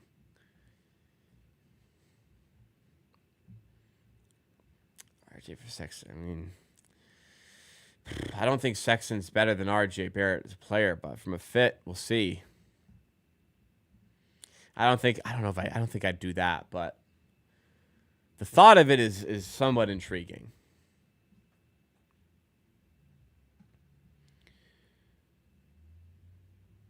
Yeah, for sure, 6th man of the year candidate, right team. I agree with you. Maybe Toronto.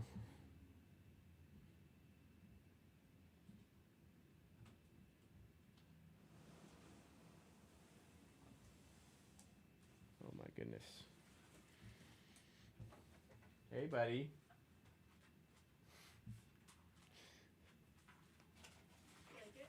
life jacket?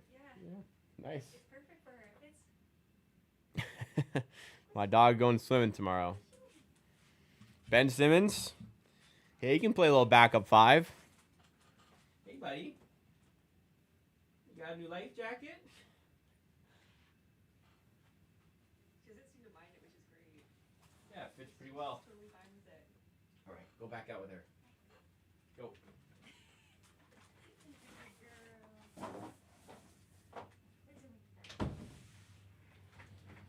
All right, 8:30. I can't be sitting here much longer. I've got a lot of work to do tonight. All right, 7-minute warning. 8:40.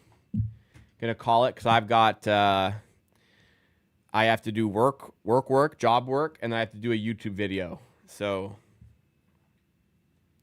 the only gamble is if I do a YouTube video tonight and the Raptors do something after I make the video, I will have to scrap the video.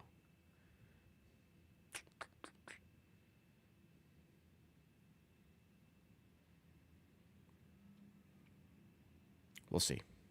We'll do what I can to get a video out tomorrow, but I have to leave pretty early on in the morning to go out for Canada Day plans. God, this week, these 2 weeks need to end. Just busy. It's good busy because I'm putting out good content, I think, but busy.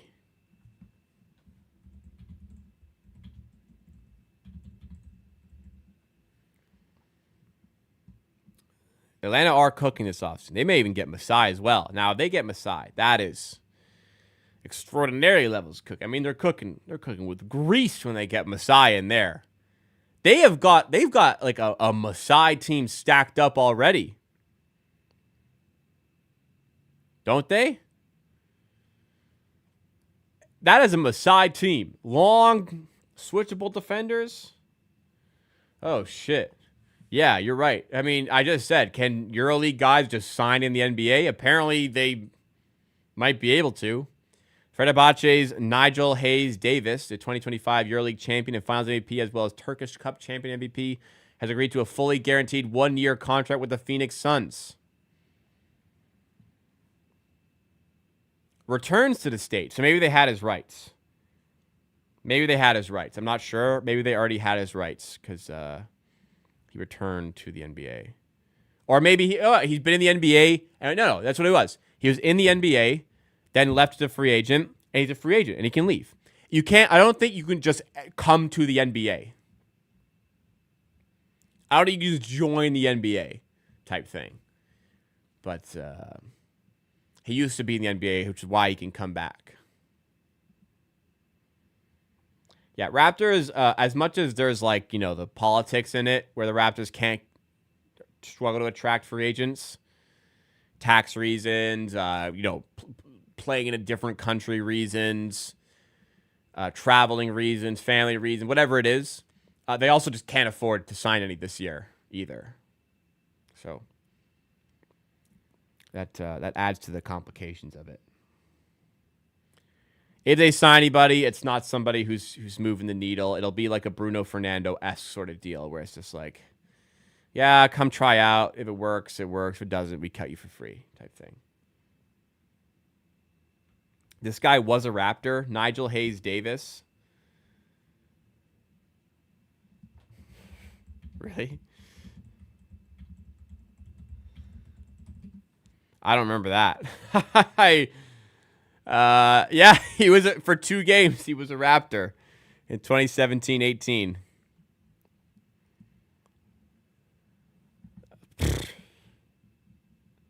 He played on 3 teams, probably on 10-day contracts, probably. I'm assuming he was a G Leaguer who had 10-day deals. Yeah, because we're at game 63, late season. So might have been 10 days. Came on for 5 minutes in this game against the Knicks where they won by garbage time score. And he played 50 seconds against Brooklyn in a game they won by a garbage time score as well. So got a couple of garbage time gains with the Raps. Chris Boucher, I mean, it's not going to be Toronto if you're holding your breath on that. Like I always say, guys, there's a career beyond the NBA. You don't make the NBA, your basketball career could just be beginning.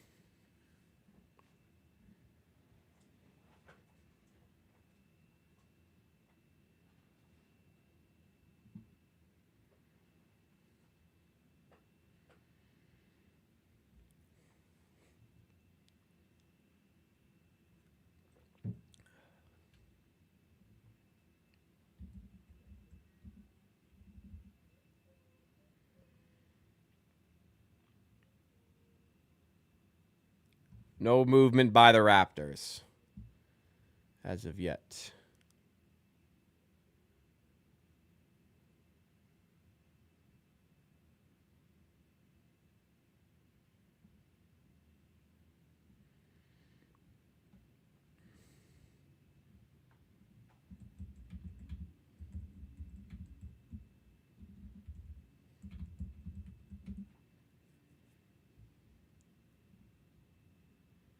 Re-signed him called Nos. Okay. The off season has been going for less than 3 fucking hours. We have 3 months essentially to do stuff. Not essentially. We have all of July, all of August, and all of September essentially to do something. Then we're creeping into preseason. We have 3 fucking months. They'll do something in the next 3 months. I promise you that. Call it an off season. It's been less than 3 hours.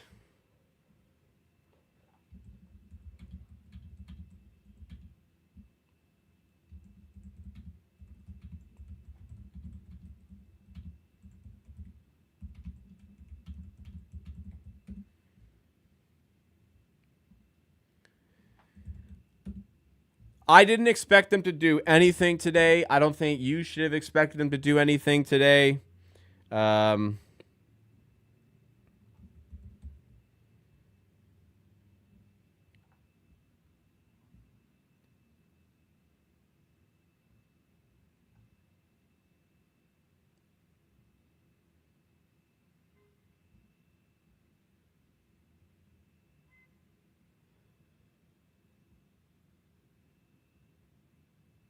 Bruno Fernando wasn't. I mean, Bruno Fernando was good. He would still be on the Raptors.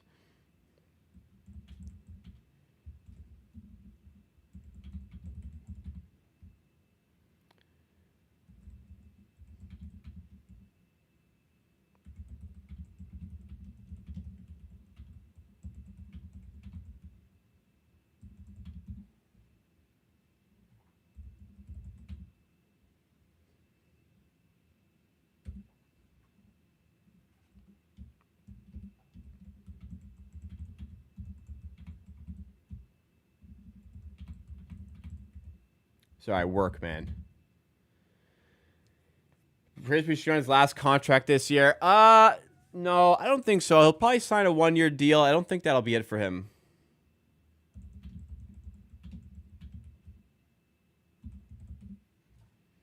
I don't think that'll be it.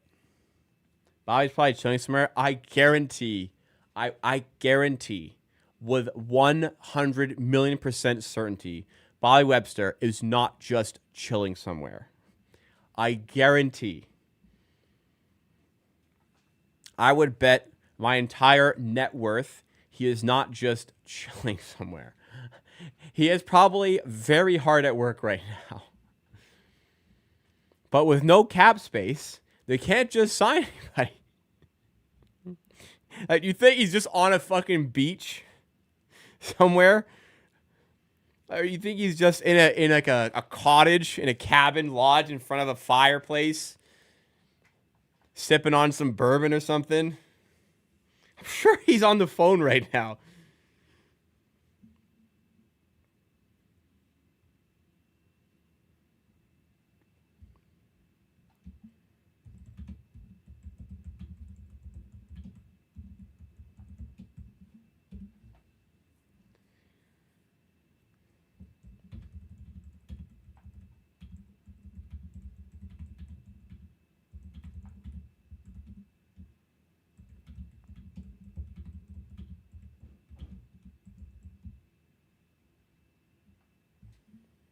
politician probably wants a businessman. Did him using that term concern anyone? Not really, because they're just gonna let Bobby Webster handle it, and Bobby Webster is NBA champion, general manager. So to me, yeah, I'm comfortable with giving Bobby Webster the wheel. If it's not gonna be Masai, Bobby's got control over it. Let Bobby Webster handle it, and the president stays out of his business. Yeah, I wouldn't count on that. But Aiden's not coming to Toronto.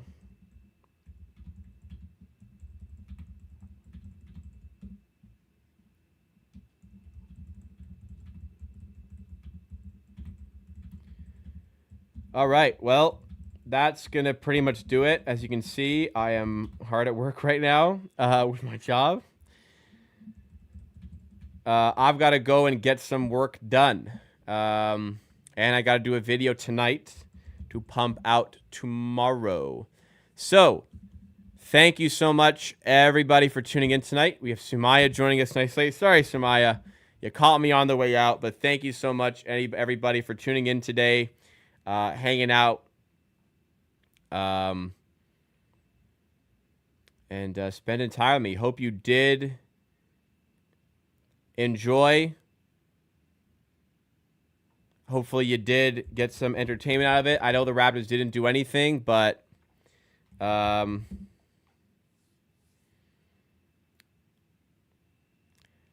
got a long offseason to go. The Raps are going to work on making something happen.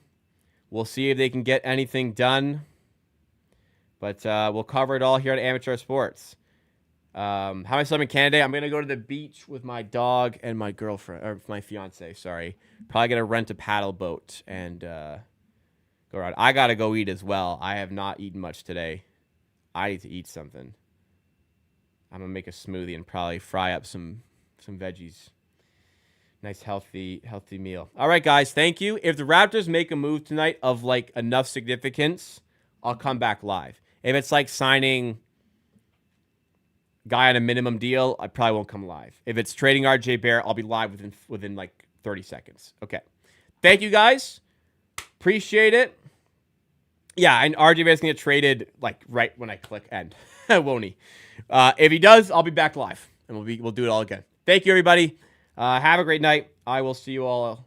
No stream tomorrow, holiday. I'm going to enjoy.